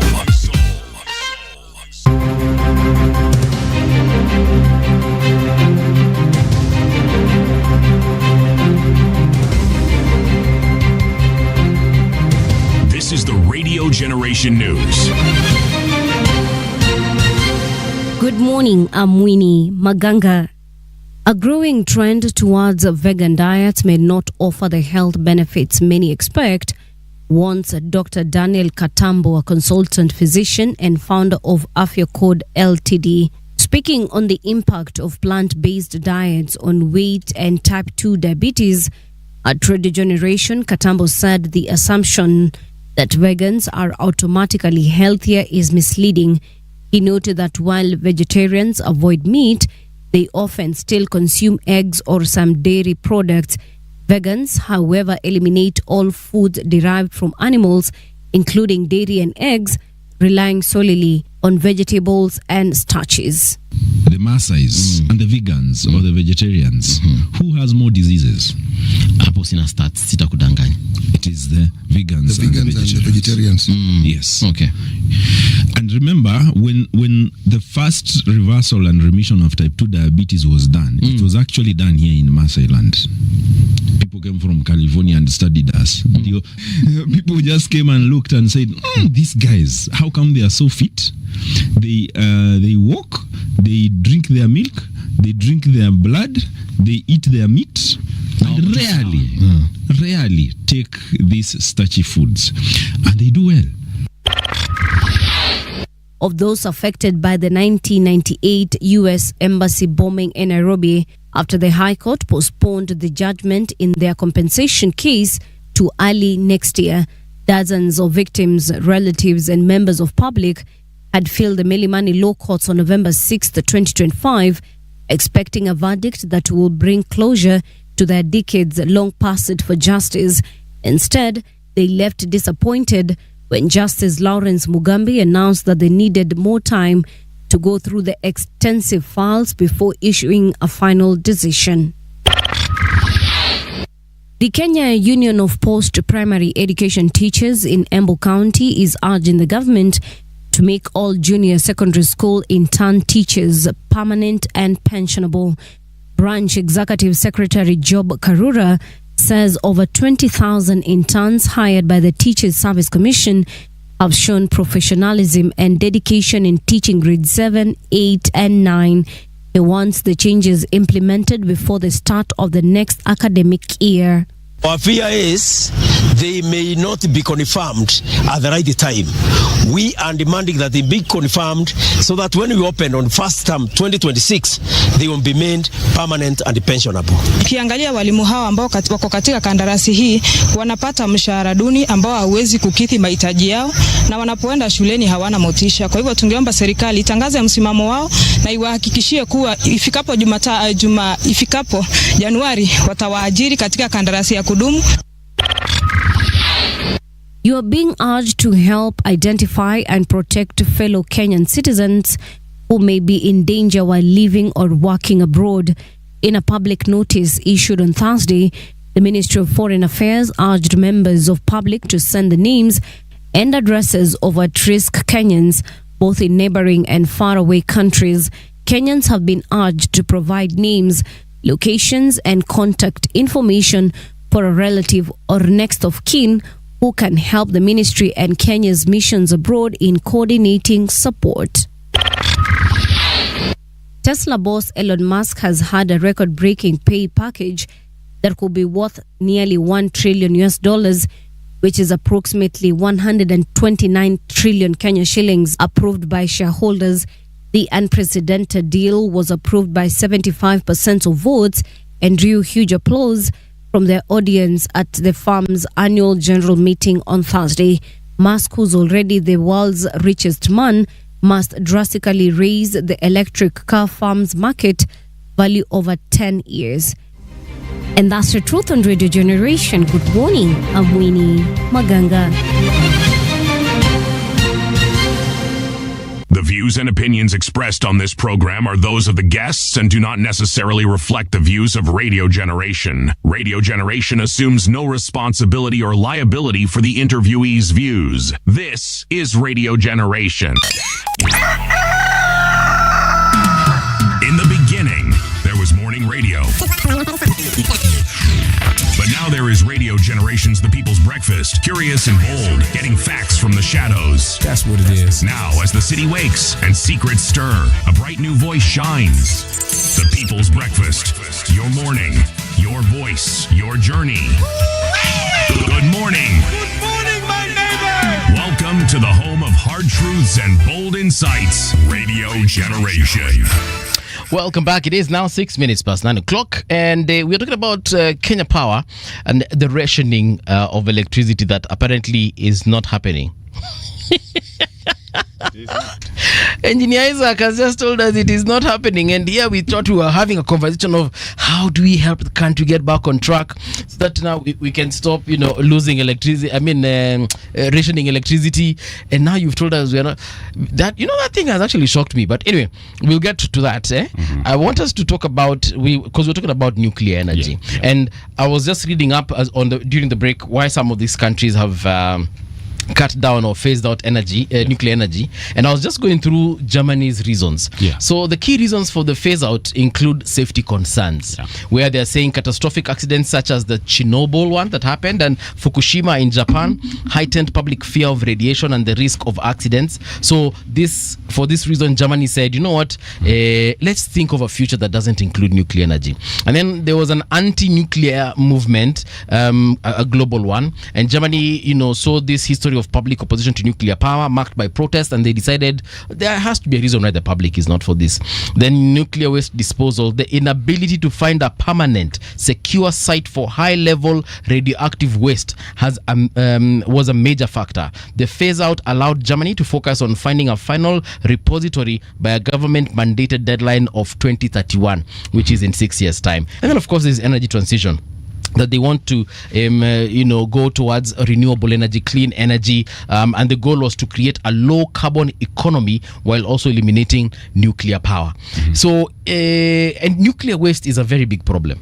How we dispose of those rods that we're going to use and other waste that comes from the usage of this, like for example the water that is used just to cool the rods. I think South Africa producing nuclear energy? It does, because most of them is coal. It only comprises 4 to 5% of the power. Come again? Only the bulk of South African power is coal powered. Yes. Okay. They have nuclear energy, but it only whatever it produces and its contribution to the national grid is only 4 to 5%. Okay. So in lieu of what we've just read, when we look at especially the waste, the waste alone, forget even the production, the waste. Upper Kenya, where would we even dispose of this nuclear waste? First of all, it's not even it's ambitious to think of how to dispose the nuclear waste if we are even having a problem with disposing asbestos roofs. Okay? Because even tracking who has asbestos has become a challenge. I think it's NEMA that deals with that. You need to pay a lot of money for that asbestos disposal, and I think it's normally done in Kilifi somewhere. So when you're in Kisumu and you need that to be done, the easiest would be to dispose and hide it somewhere. Once it's not on the roof, and it is somewhere on the underground, nobody will question who planted this thing here. So even disposing what we have is already in a corrupt manner because una feature too. Okay, so now when it comes to coming to focus on who is to dispose the nuclear waste, it will be given to people who have interest, and it will not be disposed in the correct manner.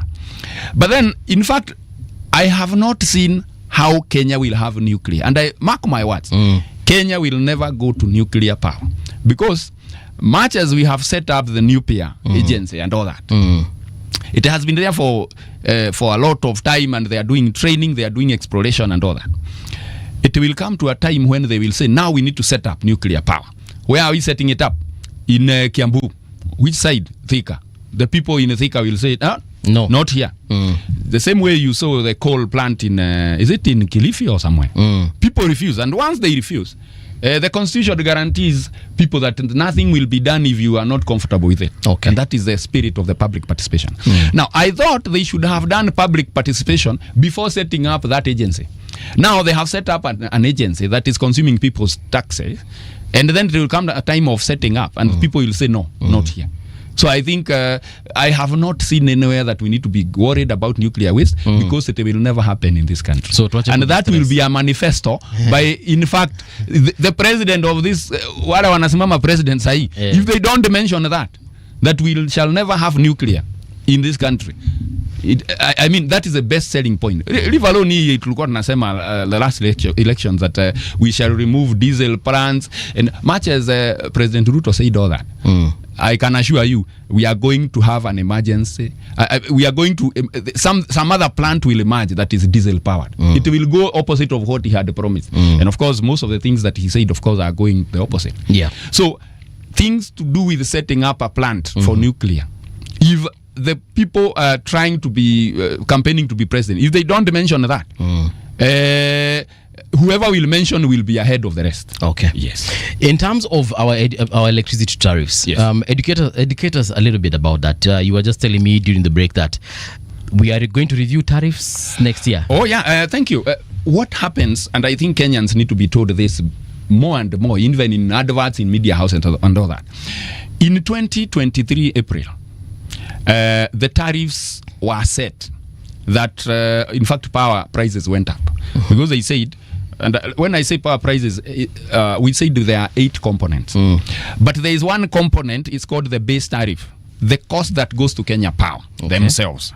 And that cost that goes to Kenya Power goes into, for their operation and maintenance, the power purchase. You know, you buy power and then you are doing operation and maintenance for your own grid. Yeah. And then it also goes to paying Ketraco for the transmission. So that is the base tariff. And for their own profits, of course. Do they pay Kengen? Yeah, they pay Kengen for the pesa ya Kengen pia. Kuna pesa, that's why I say if you have 10 shillings, a bit of it, like 5 shillings, goes to pay power, Kengen.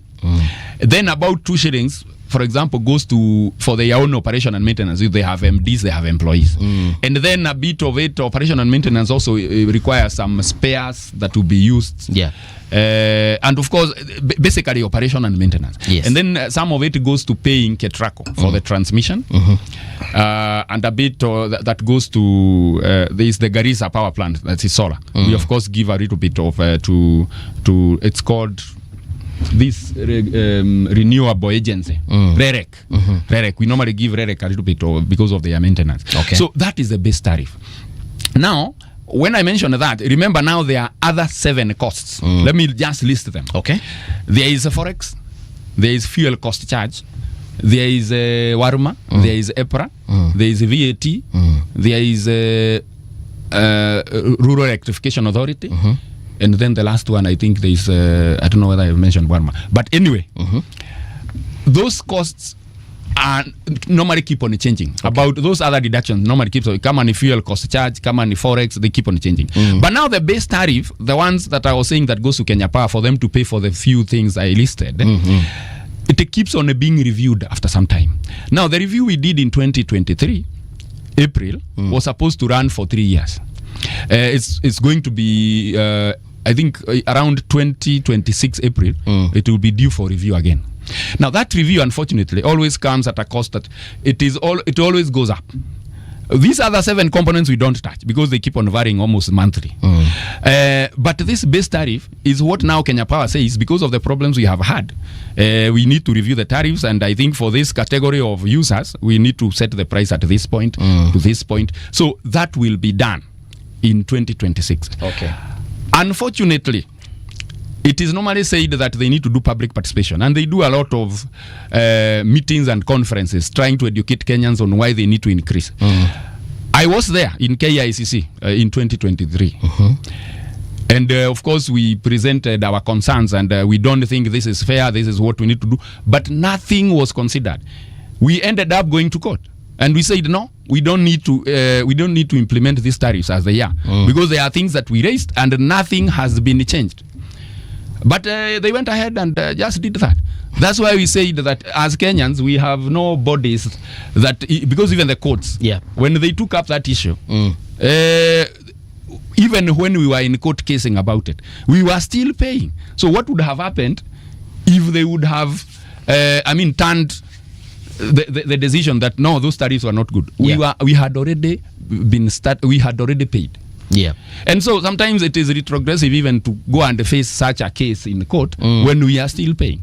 So now, come 2026, we have set up our legal machinery that what they are going to present, they will not implement, and we will attack it from all angles. We even attacked it through the parliament, the committee, the Senate, and the National Assembly, the energy committees. But what ended up in being done by Jane Kagiri, who is a person who was presenting that motion in the House, we eventually got some guidance. And it was said that Kenya Power, with Electricity Consumer Society of Kenya, should join hands to educate Kenyans, and so that they can also come to an agreement on when something is done. But we've been muzzled. That report, nobody talks about it. We went to, when they were presenting their statistics for the end of the year in Sarova Stanley the other day, about 4 weeks. We mentioned that they are not engaging us. And then they were very quick. The MD was very quick to say, we know if you are talking about how we assist each other and it is money you want from us, with that discussion, we are not very comfortable when you are talking about money. Remember, Kenya Power, that is what he said. I've quoted him verbatim, that we are ready to work with you, but if it is in issues to do with money being funded, that we will not work. But again, how are you supposed to work if you are not being funded for these trainings? Are we supposed to get our own money? And remember, Kenya Power should have a kitty for CSR. So what are they doing with their kit for CSR? They are just going around Mombasa doing their own conferences and nothing assisting Kenyans. Yeah. So that's why we said this time when they are doing the tariff update or review, yes, we will be involved. It's going to happen in June. They have not advertised, okay. But I know this one will expire in April of 2026. Okay. So most likely, they normally think about it after that.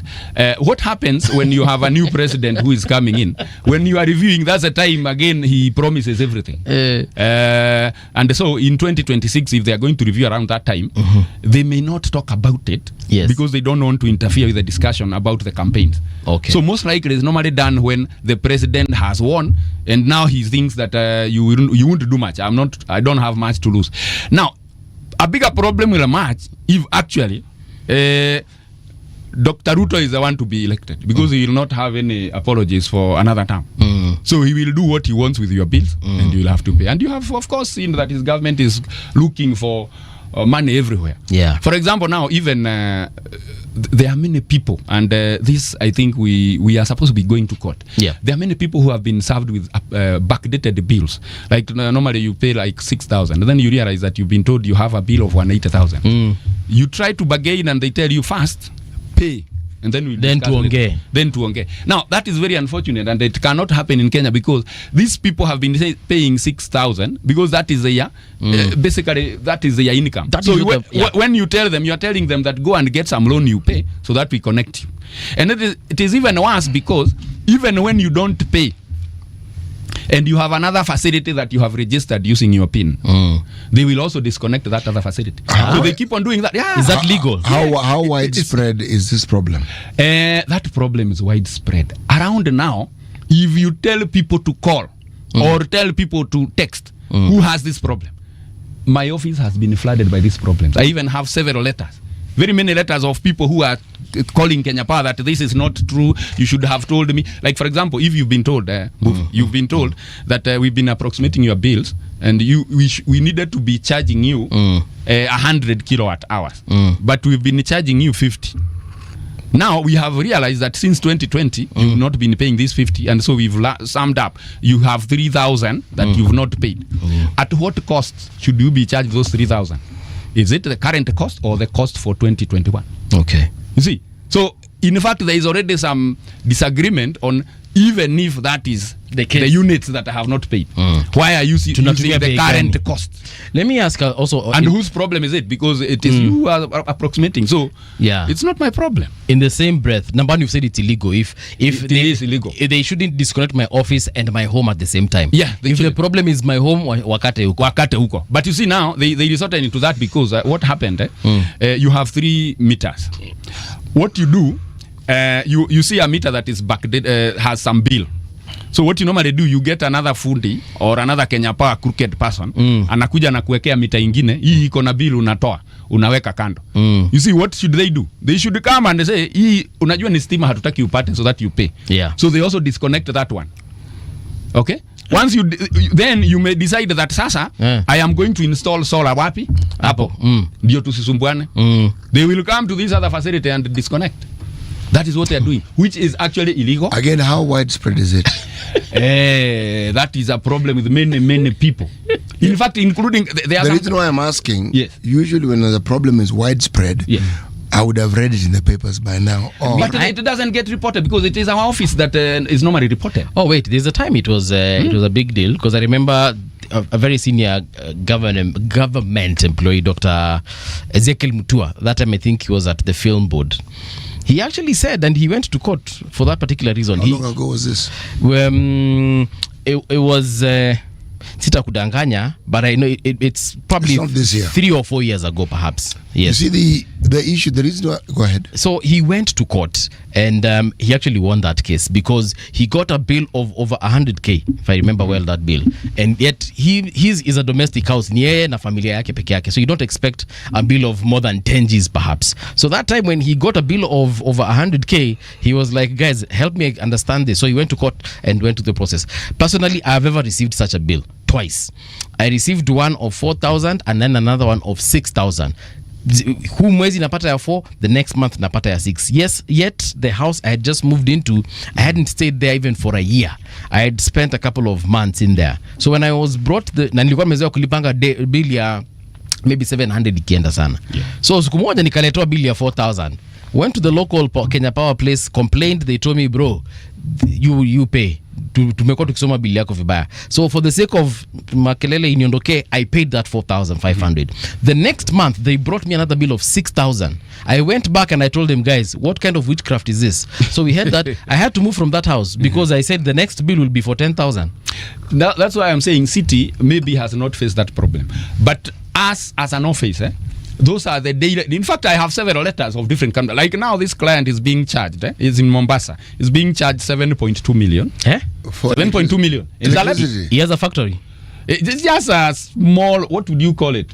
When not even necessarily. I know it's a hotel, but when you see someone is used to paying 400,000, 300,000, then you are served with 7 million. Now, what they are telling you is. We are not reading your bill correctly. As a result, we have seen that we did not charge you these units. So now, much as you have been consuming since 2019, we have come with, you have about 500,000 kilowatt hours, but we are going to charge you on the current cost. You see, now, first of all, that is inconvenience. Because I had no problem with paying an extra 20,000 every month distributed. Yes. But now what you are telling me is that I should look on where will I get 7.2 million to pay you now. So it is some rampant kind of a problem that is with many Kenyans, and they have nowhere to cry. They have nobody to cry to, because even when you go to your local Kenya Power offices, they will tell you there is nothing much you are supposed to do, just pay fast. And so there is no the national complaint channel, because you are supposed to go to EPRA basically. If you go to EPRA is Kenya Power is EPRA, Ministry of Energy is Kenya Power. So there is, even in fact I am almost saying even the courts are becoming Kenya Power, because even when you go to complain to the courts, they delay the verdict. And by the time they are delaying all that, you don't have power. But surely, are they delaying, or are they just going through the process they normally? It's the normal process. That process is what we are saying is injustice, because you have been disconnected. Let me ask this question. Yes. When you look at the increase in the billing for power consumption, is there any way in which we can relate this to new costs being levied on the power supply? Because from what you're saying, it looks like it's arbitrary. Somebody wakes up and decides it's like this guy should pay X, and that's what they charge you. Actually, we have we have segmented the consumers into 40. We have 47 counties, but Nairobi have been split into 3, such that we have like 3 county business managers. Now, those business managers have been tasked with some income target. So in that income target, they've been given a leeway to over-declare what they are supposed to bring in, and they say, Ioni, that is a debt owed, even if it's not true. But they will be seen like, okay, your county is bringing this amount of money. It's only that these clients have not paid. I've seen that as a scheme of trying to impose a bill to you so that the county business manager looks like he is achieving, but so it is not realistic. The business manager is a Kenya Power business manager. Yeah, is a regional manager. A regional manager. Yes. But this is different from, they've had regional managers before. So this is not the regional managers they've had before. No. In fact, the income has been segmented into. So these are specific individuals whose purpose is income generation. Yes. They are the people who are in charge of a county, the operations of Kenya Power activities and all that. So the power that goes to that county is being accounted for, that this is the power you have received as a county, and this is the money you've brought in. So it was a progressive move so that you can reduce the power theft and all that. But then it has come with a task that is income targeted, and so you can also impose a certain amount even if it has not been justified. Why I'm asking these questions is because what it is that you're saying is, in my mind, disturbing. I have had situations where I've seen my bill hiked. It's not that I haven't seen it. I've seen it. And like every good citizen, I've raised questions and asked, when did I start consuming this amount? Well, I didn't ask it in quite that manner. I said, when did I attach a factory to my house? Yeah, because the what you're charging, in my mind, clearly can only be a charge that I would be asked to pay if I had a running concern that needs that amount of electricity. Because the number of people in my house have not increased. Let me even guide you, assist you in explaining. Someone comes and says, we had milk that was 20 liters here. You are the only person who is in this room, and in 2 hours we can't find the milk. So they are assuming you have drank all that milk, yet even practically it's not possible. So sometimes they even go to an extent where even the installation that has been done in your house cannot even allow you to draw money or power of that amount. In fact, for example, if you have a transformer that is giving you, for example, 100 kilowatt, a transformer, when someone does a bill that shows like you are actually almost drawing 400 kilowatt, you know, it's not practical. And that is what is happening. So when you are saying you didn't attach a factory, it is possible that even if you would tell them, come here yourselves, live like me, consume what you are saying I have consumed, it will not be possible. And that's why I'm saying it's not realistic what they are imposing on Kenyans. It's basically because they have some income target which they impose on Kenyans so that they can declare to their bosses that, look, this is what I have sold and this is the money I'm supposed to be collecting. It's only that people are not paying. And for them to implement that and make sure that it's going to happen, they are going to disconnect you and follow up any other facility that you have registered using that PIN until unateswa, until you pay. There's something I've not understood with clarity. Yes. Over time, those, well, partly is because of the rural electrification and so forth, the number of people who consume electricity in the country have increased over time. Yes. Now, I am assuming that if it increases, it means there are more people paying Kenya Power. Yes. Does the revenue of Kenya Power reflect an increase in the number of consumers paying? Question number one. If it does, yes, why is it then, therefore, that we never experience a situation in this country where you're being told, as a result of the improvements we've made over time, your power is actually going to cost less as opposed to more? Well, that is what you'd expect because remember when Safaricom was starting up, it was very expensive for them to maintain their system because there were few users.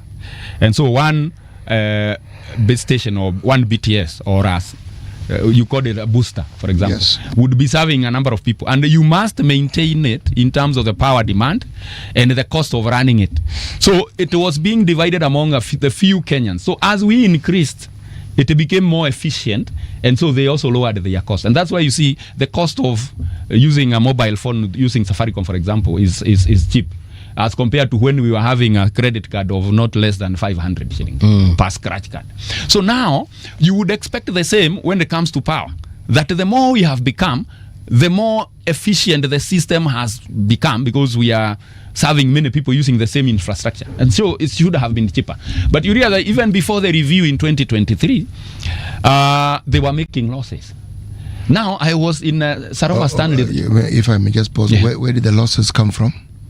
Of course, due to the buying power. They were saying buying that power was expensive and maintaining the system was expensive. This was the power that they were buying from these diesel operated generators. All of them, Kenigen, all those Kenigen, like Turkana and all that. They were saying the amount of cost that we are incurring in buying power is exceeding our income. So we are making a loss. So when they came, I found them clapping. Again, pause. You are buying more power because there's more demand for it. Yes. So are we saying that the people you are now giving this new power are not paying? Because if you are buying because there's a demand, I assume those for whom you have bought the power have consumed it, and in return they pay you. Look at it as per unit cost. Forget about the total. Look at per unit cost. They were saying per unit cost that we are buying from Kenigen and the rest, and how much we are selling that unit is becoming more than how much we have bought. It still doesn't make sense. Does it make sense to you?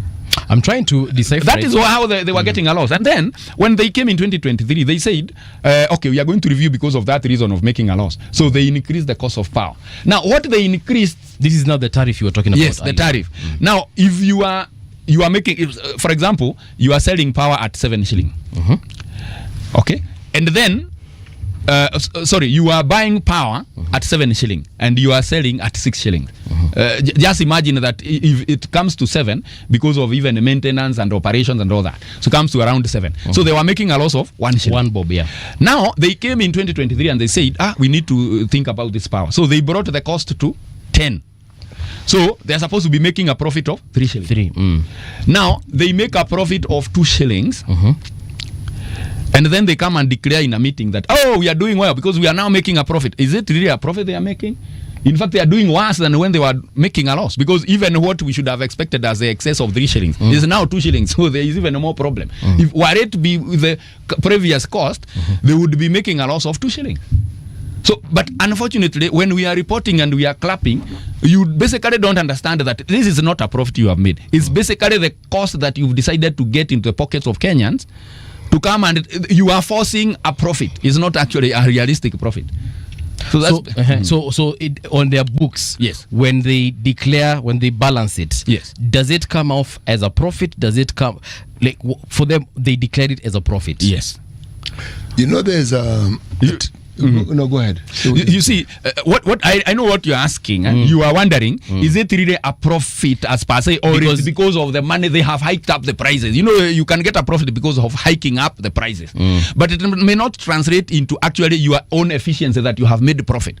Also, what we are arguing here is the efficiency. Is the efficiency for you to now make a profit? You need to actually be paid the same amount and then make a profit. Okay. But now, if you make a profit because you hiked up the price, that's not a profit. So you're not doing well. I understand the argument now. Yeah. Okay. So that's basically what they did.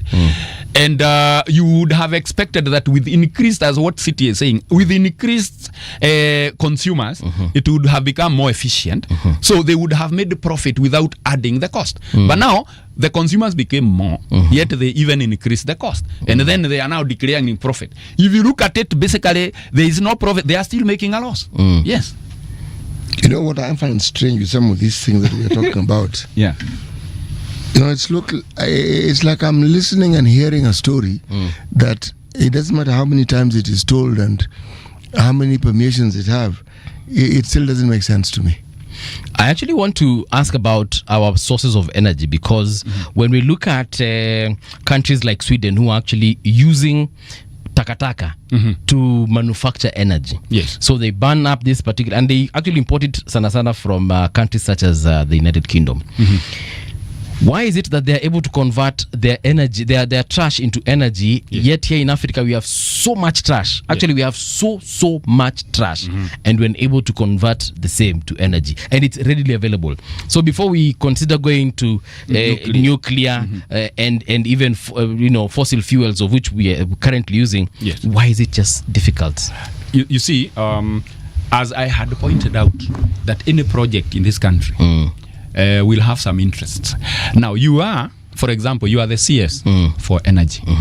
If you are the CS for energy, making power or generating power using waste, how much are you going to get? Now, what if you generate using diesel? Remember, diesel, there are those people who have, the people who provide or who supply diesel to those plants are oil marketing companies. Yes. Now, you know some oil marketing company that will reciprocate a bit of what they get to you. Why would you be interested to go to takataka? Yes. Okay. So basically it's the interest. It's not that we can't do. Number two, the problem and what I fear, when you tell the government that you actually need to do this using takataka, they will come up with like 1.2 trillion is required to do that.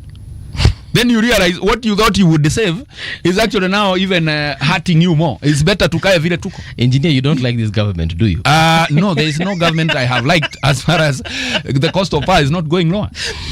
So what we are saying is that the interest is the problem. The interest is the key, and I said, like for example, I even tell, and I will declare that, that all politicians who go to get elected is because they have not found any other way of making money other than being paid salary and go to do looting. The deals, Now, what they do, because they know they might not be elected in the next cycle, they will try to amass everything that they can get. So even as a government, remember, right now people are saying one term. If that will happen, the people who are already there, they will have to amass everything so that by the time hata kama watakaa miaka 20 bila kurudi kwa power, they will have amassed everything that they needed. So that is basically what makes the interest very competitive here. If you are to bring power using waste, how much will you make by the time you get out of office? So one way is, if you must do that, you have to say it is 1.2 trillion so that you get your loot. By the time hata kama utachaguliwa ama utachaguliwa, you even don't care whether it's going to work. And remember, for example, when we got the government in 2013, yes, the drive was that we need to generate 5,000 megawatt. This is now the Jubilee government. Yes, the Jubilee government. 5,000 megawatt. Remember, right now we are 3,300. 5,000 was the plan. But now, when that plan came, there was some sudden prop up of, we got some few plants za diesel zilitokea. Yet, we had not reached to that point that we are actually in crisis, like during the Kibaki time. Do you know the energy production in 2013 before the new plan and before we got to the 3,300? How much were we producing before that? It was just around 1,500, and okay, it has been. So we doubled during Kibaki time. We are at around 1,000 or 1,500. Then what was our demand? It was actually around there or more, until he decided that rationing inakuja. It's not assisting Kenyans. So what we need to do? Can we do some emergency measures, or how can we set up a plant so that we are out of this problem?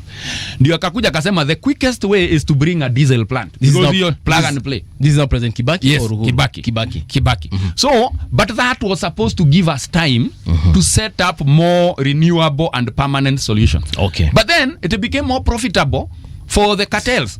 Because now providing fuel to those plants, they wakaona, hey, na hapa ni unacharge Kenyans directly. You know, we normally pay about 4 shillings of fuel cost charge. They realize hii unacharge wa Kenya directly and they don't understand. So instead of now building more permanent solutions, when they came in 2013, they said actually we now need 5,000. So they said, and we that time hatukuwa na hiyo shida kubwa. So they decided to set up, wakaleta Triumph Power, wakaleta those other. It's like everybody looked for their own. Yeah, for their own. So right now in Nairobi, we have Iber Africa, we have Triumph Power, we have Thika Power, and we have Gulf Power. Look at the generation per month by those plants. There is nothing. What is it? If they were at full capacity, we have to pay them to be on standby. If they were to function at full capacity, yes, what would they produce in terms of power? Let me tell you, they are operating at less than 3% currently. So you can imagine, we have around 600 megawatt of diesel plants coming from those you've mentioned, those four. The capacity is the installed capacity, that if we are to start them all, 600 megawatt. So we don't, in fact, if all diesel plants are to work, that's why I say of which they don't work. They don't work, because the only one that is working currently and very reliably is Rabai and Kipevu 3 in Mombasa. So you've said why? Because you've said 3%, that's 18 megawatts. Yes, around 18 megawatt. Those are in Nairobi. The ones in Nairobi, they are very idle. They are just there for on standby. So when you tell me that there is going to be power rationing, first ask me how much is Gulf Power operating for you to start saying kutakuwa na rationing. But even in Mombasa, even at 3%, Gulf Power is paid as though they are functioning at 100%. Yes, of course, that is what happened. You didn't know that. It's take all pay. I am here waiting for you to come out of work. So when I am packing, you need to pay for that hour. I remember you showed me a chart. Yes. It was a PowerPoint, I think. It was not a PowerPoint. It was an PDF Excel something, yes. And it showed the ones that are functioning and the ones that are not working. Yes. They are on standby. Now, when you say that standby for standby, in case there is going to be reduced generation by water and geothermal, they are on standby. But now that standby is too much standby, such that when the president is saying there is going to be power rationing, you first need to tell us how much did the Gulf Power produce until we have seen now we have a problem. Now, if they are talking of that we don't have crisis, we have crisis, they should start developing other permanent sources, much as we have, like now we have some standby of about 400 megawatt. 400 megawatt. And they normally light up in the evening. But even if you look at what is the demand at that particular time, we have not exhausted, because there are some plants that have not been started. But the demand in the evening, it's not the entire evening. It's for certain hours. And then the demand goes down. And that is the time those plants are switched on. They are switched on zina run, but even when you look at when they have been switched on, they don't run at full capacity. So for you because they don't need to. They don't need to because we don't have that demand. So for you to start saying that we are actually going to have some rationing, you first need to tell us that hii gas power ina run at 100%, hii ingine Thika power ina run at 100%, kama ni Rabai ina run at 100%. Now we don't have, sasa itabidi wengine wazimwe. But now utashut off Kibera na Monagani na Rabai, I mean gas power is on 3% load. So that's why I'm saying we have not reached to that point of saying we have crisis in power because we have those ones who are on standby. But then what we should think of, instead of relying on this standby, we should actually we should develop more from geothermal, which has a potential of 10,000. Much as they say is base tariff, because that is what they normally say. You know, Kenya Power has always gone to the Parliament, the Energy Committee, and they said, unajua hiyo ni base tariff, we need something that is flexible. Go to other countries. Why? You know, they say, for you to start up a geothermal station, I mean, kuhakisha tu, you need like 3 hours. Yet the demand is supposed to be instant. You need power in 10 minutes. But then how wanasema kuhakisha inatake kama 1 hour, 2 hours. Is it true? It is not true because, okay, in the Kenyan setup, it is true because of the technology. Why is it true? It is true because actually practically lighting up that station can be a lot of work. Other than, of course, they have brought the wellheads. Wellheads are instantaneous points instead of taking it to or Kariawan or to, instead of channeling that steam using pipes to a station, they are generating at that point where it's popping out. But now there are technologies in other countries, including Iceland and all the rest, where you can actually get some very good technology of working with flexible geothermal. But Kenyans will never do that. They will start thinking of how to get some used up power plants from nuclear, and so they want to set up diesel so that cartels can be supplying fuel to those plants. I still don't understand. Please understand. The thing is, we have all these units, all these enterprises producing power. At full capacity, what they produce will surpass our need. Yes. Okay? Yes. So, from a layman's point of view, we don't have a power problem. We don't have a power problem. That is what I'm saying. Until those standby generators who we are paying to be on standby, until they exhaust up to around 100% of their generation, that's the time we will say, tumejaribu tumewakisha zote, hatuna power. But right now, they have not. The standby generators were actually brought in to produce power, not to stand by. The others whose contractual obligations have expired, how many years were they in power? Were they in operation? No, they normally have a contract of 20 years. Why 20? You know, when they were doing the investment, they said that we have taken some loans. If you are going to give us a contract of less than 20 years, we cannot pay back. It's not economically viable. Did we, to your knowledge, did we look at what they were saying and determine whether what they were saying represented the truth or not? Thank you very much. Who is supposed to say that, let us look at this? It's the Attorney General. You know, some of them were signed in without the Attorney General's knowledge. So they don't even have an exit plan. As in, if, like when President Uhuru said, let us look at these PPAs so that we can retire some of these ones that are harming us. When they went there, we looked at it and we thought, hey, these people have no clause of, in case I want to stop you, how much will you be paid? They didn't have that exit clause because the Attorney General was not involved. All right. So who signed those agreements? Which those office? Agreements, of course. Which office? The Ministry of Energy, Kenya Power. Right. So, of course, it's Kenya Power. So if the AGs, did somebody from the AG's office sign? Some of them no.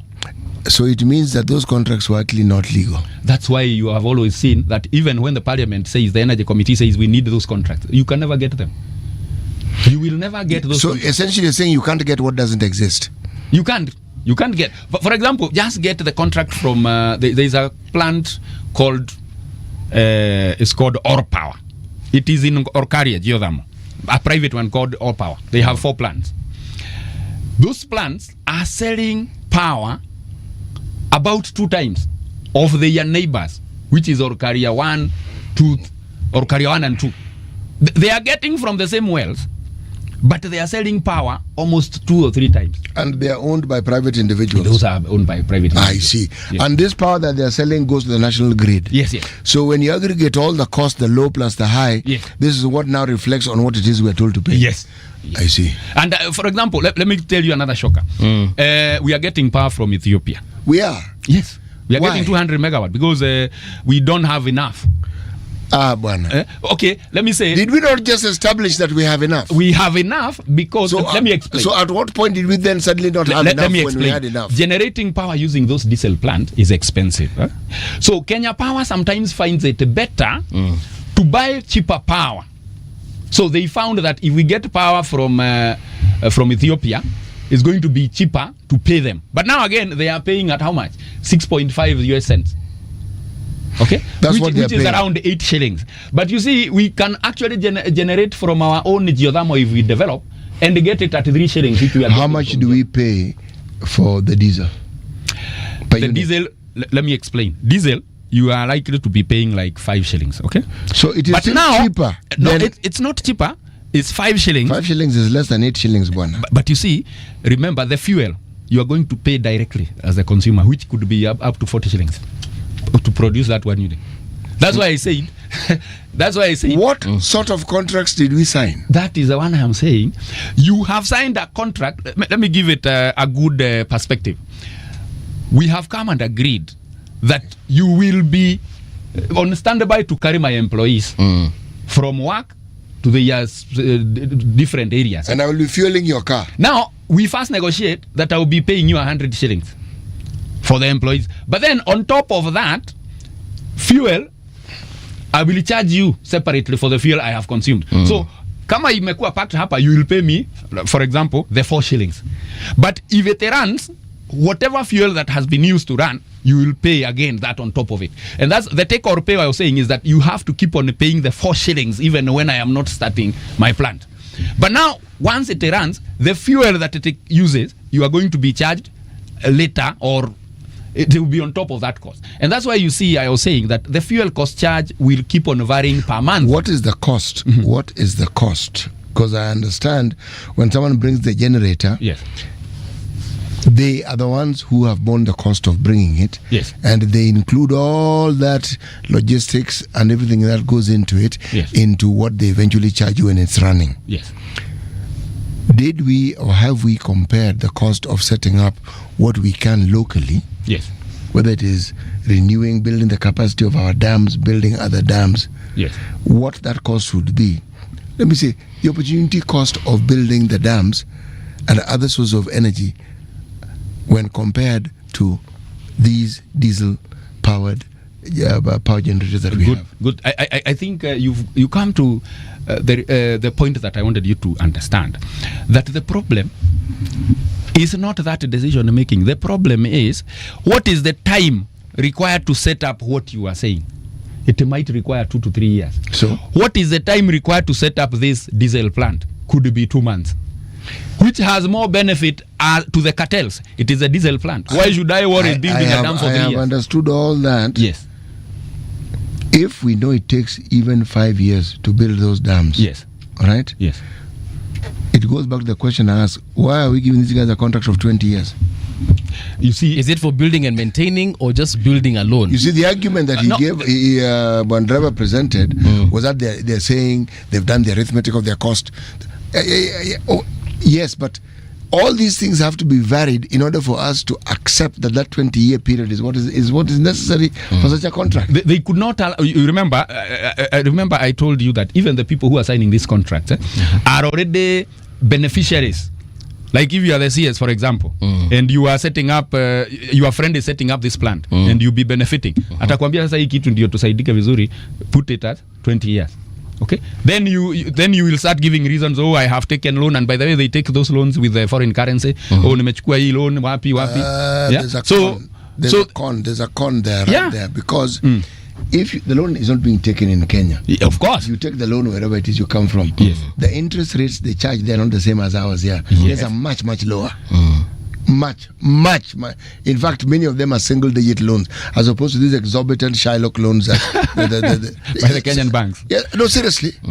Believe me, it's completely different. This entire enterprise doesn't make sense.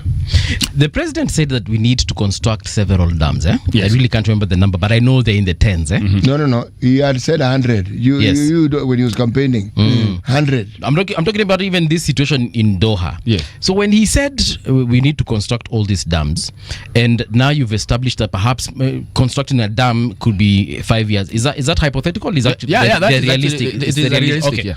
So 5 years. Does it mean that, assuming we go with even 20 dams, is it possible to make 20 dams in 5 years, or do we make them in phases, and perhaps that is why it will take 20 years?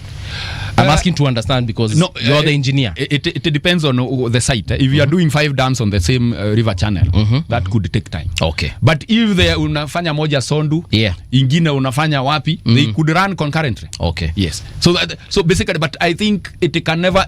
It's just a dam is just a project like a road. Like now they want to do Mau Summit. You expect in 3-4 years we'll be on that road if we are serious, because you are going to commission all the machinery to be doing a section. Yeah, and give timelines. So this section hii kilomita 5 wewe utafanya by this time. You don't have to give one contract and then akaya hapo miaka 10. Okay. So even for the dams it will be the same. So you contract this various segments. There's a way in which they do it. Yes. And by the way, let me even mention about the Mau. You know, the Mau forest is the one that feeds the Sondu Miriu power station, and it gives us a lot of power, hydropower for that side of the country. Unaona saa hii wamesema we are going to cut down trees, mature trees, you know, that is a lie. We are going to harvest mature trees so that we can get more water. Watch this. By the time you will be telling me once they start doing that, Sondu power station will have reduced capacity, can even go to less than a half. Na saa hiyo, then it is retrogressive, because why should you plant trees when they are actually trees? You know, nature, for example, city, why should you harvest mature trees in an indigenous forest? What will go wrong if you don't?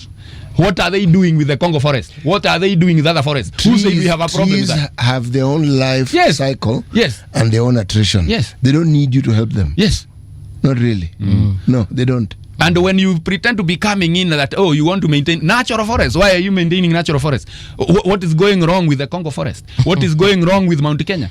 So what will you do? What, you have abandoned the real agriculture. You've gone to assist nature on how to survive. And it was there before us. Yes, it was there. And actually, when the Mau forest eviction was done, immediately the water levels started to rise. So we don't have a problem. That is not a priority.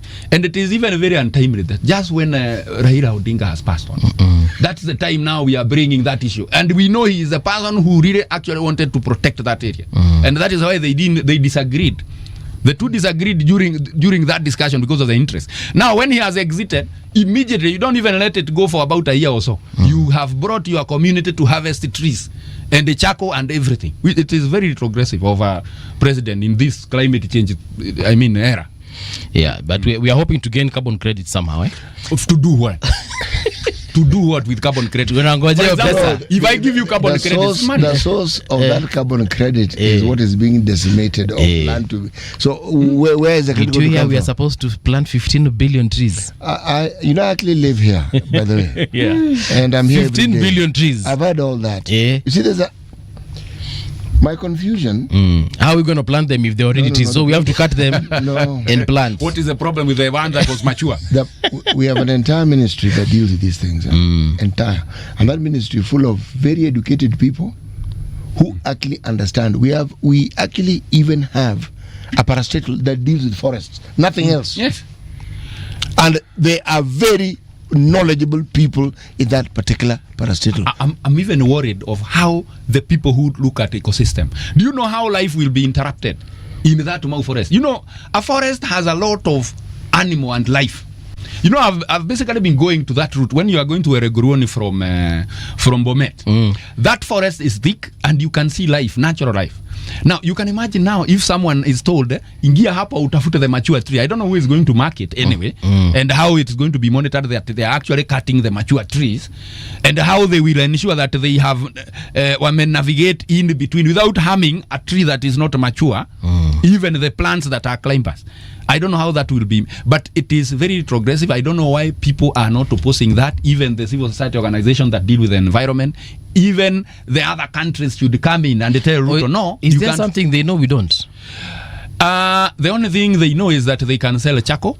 I come from Laikipia West. Okay. And I remember when Moi told those people to come, and we used to have elephants around my home area. Yeah. Elephants, leopards, and all that. And a lot of monkeys. Today, ever since they were told to come and farm and plant trees, they've never planted the trees. It is still bare, no animals nowadays. I don't know what happened. Now, if that is what they want to do to the Mau, it is going to be very complicated because it will look like the way there are streams that dried up in our area simply because they removed trees. And you see, when you have a mattress and you have an umbrella on top of a mattress, water doesn't evaporate. So it has to seep through. And that is how rivers form. But when you remove the umbrella, it will evaporate. So that is how rivers disappear. So once you remove the canopy on the forest floor, the water will go up instead of seeping down. And that is why that is what they don't understand. And I don't know how they are convincing themselves that they are doing better. You know, if we were to look at this discussion and give it a proper 360, this particular department just represents a problem we have. It's just that we need power on a daily basis, and it's the engine that runs the country in many, many ways. I am not convinced that some of the solutions, especially these diesel-generated power solutions, when you know the length of time it takes to build a dam, you know the amount of money you're going to have to pay these people over the period of time. And you balance. That's why I brought in the issue of the cost and the benefit. It's called opportunity cost. If you tell me that we need these things for 5 years because it'll take us, or say even 6 years, because we need to be building these dams, but all those dams won't be the same size, and we'll need another 2 years to get them operationalized. You tell me that we need to give these guys a contract for 10 years, it will make sense. Because in that time, after thinking around everything, yes, 10 years should make sense. Yes. 20. And at the same time, we are not increasing our own capacity. So we are going to be held captive by these fellows. Yes. Yeah, we'll be endangered, exactly. So essentially, we cannot move away from this expensive source of power when we have an opportunity to actually get to a cheaper source of power. Yeah. That has been the challenge. We have come to the end of the show, folks. This is like literally we have 10 seconds before we exit. So thank you so much, Engineer Isaac, for that insight. What we need to talk about is basically what are they called? We need to talk about solutions to some of these problems that we're having, and that will be our next conversation with you. A big shout out to everyone who's been tuning in. You know, we've been talking for the last couple of hours. Na kuna watu wenye nimeona mumeongea huku hivi kunaitwaje on Facebook for example, na ni kama nimewalenga, but si kuwalenga. It's just that the conversation was really you know, intriguing, and we had to take the turns that we have taken. But a big shout out to Hulda Momanyi, who's also watching on our Facebook, and the myriad of other you know, viewers as well. So thank you so much. This is Hulda Hitsley. You remember we hosted Hulda here, yes. From you know, America. Yeah, she's a representative that represented the people. And we wish her all the best in her endeavors, and all the other folks as well who have been tuning in. I can see some of them also fighting on the comment section. Guys, tunataka mupendane. I can see Sonet Langat msema ukweli, kuna Eric Owor, Thomas Olo, My Take 2.0, Regene na wengine wengi. Thank you so much, guys, for tuning in. Let's continue this on Monday bright and early, but from us we are saying kwaheri for now. The sound is fine, pump it up, turn it high all the time. Let the music move you, let's sway. Radio G's got your jam all day. Radio Generation, the home of urban soul.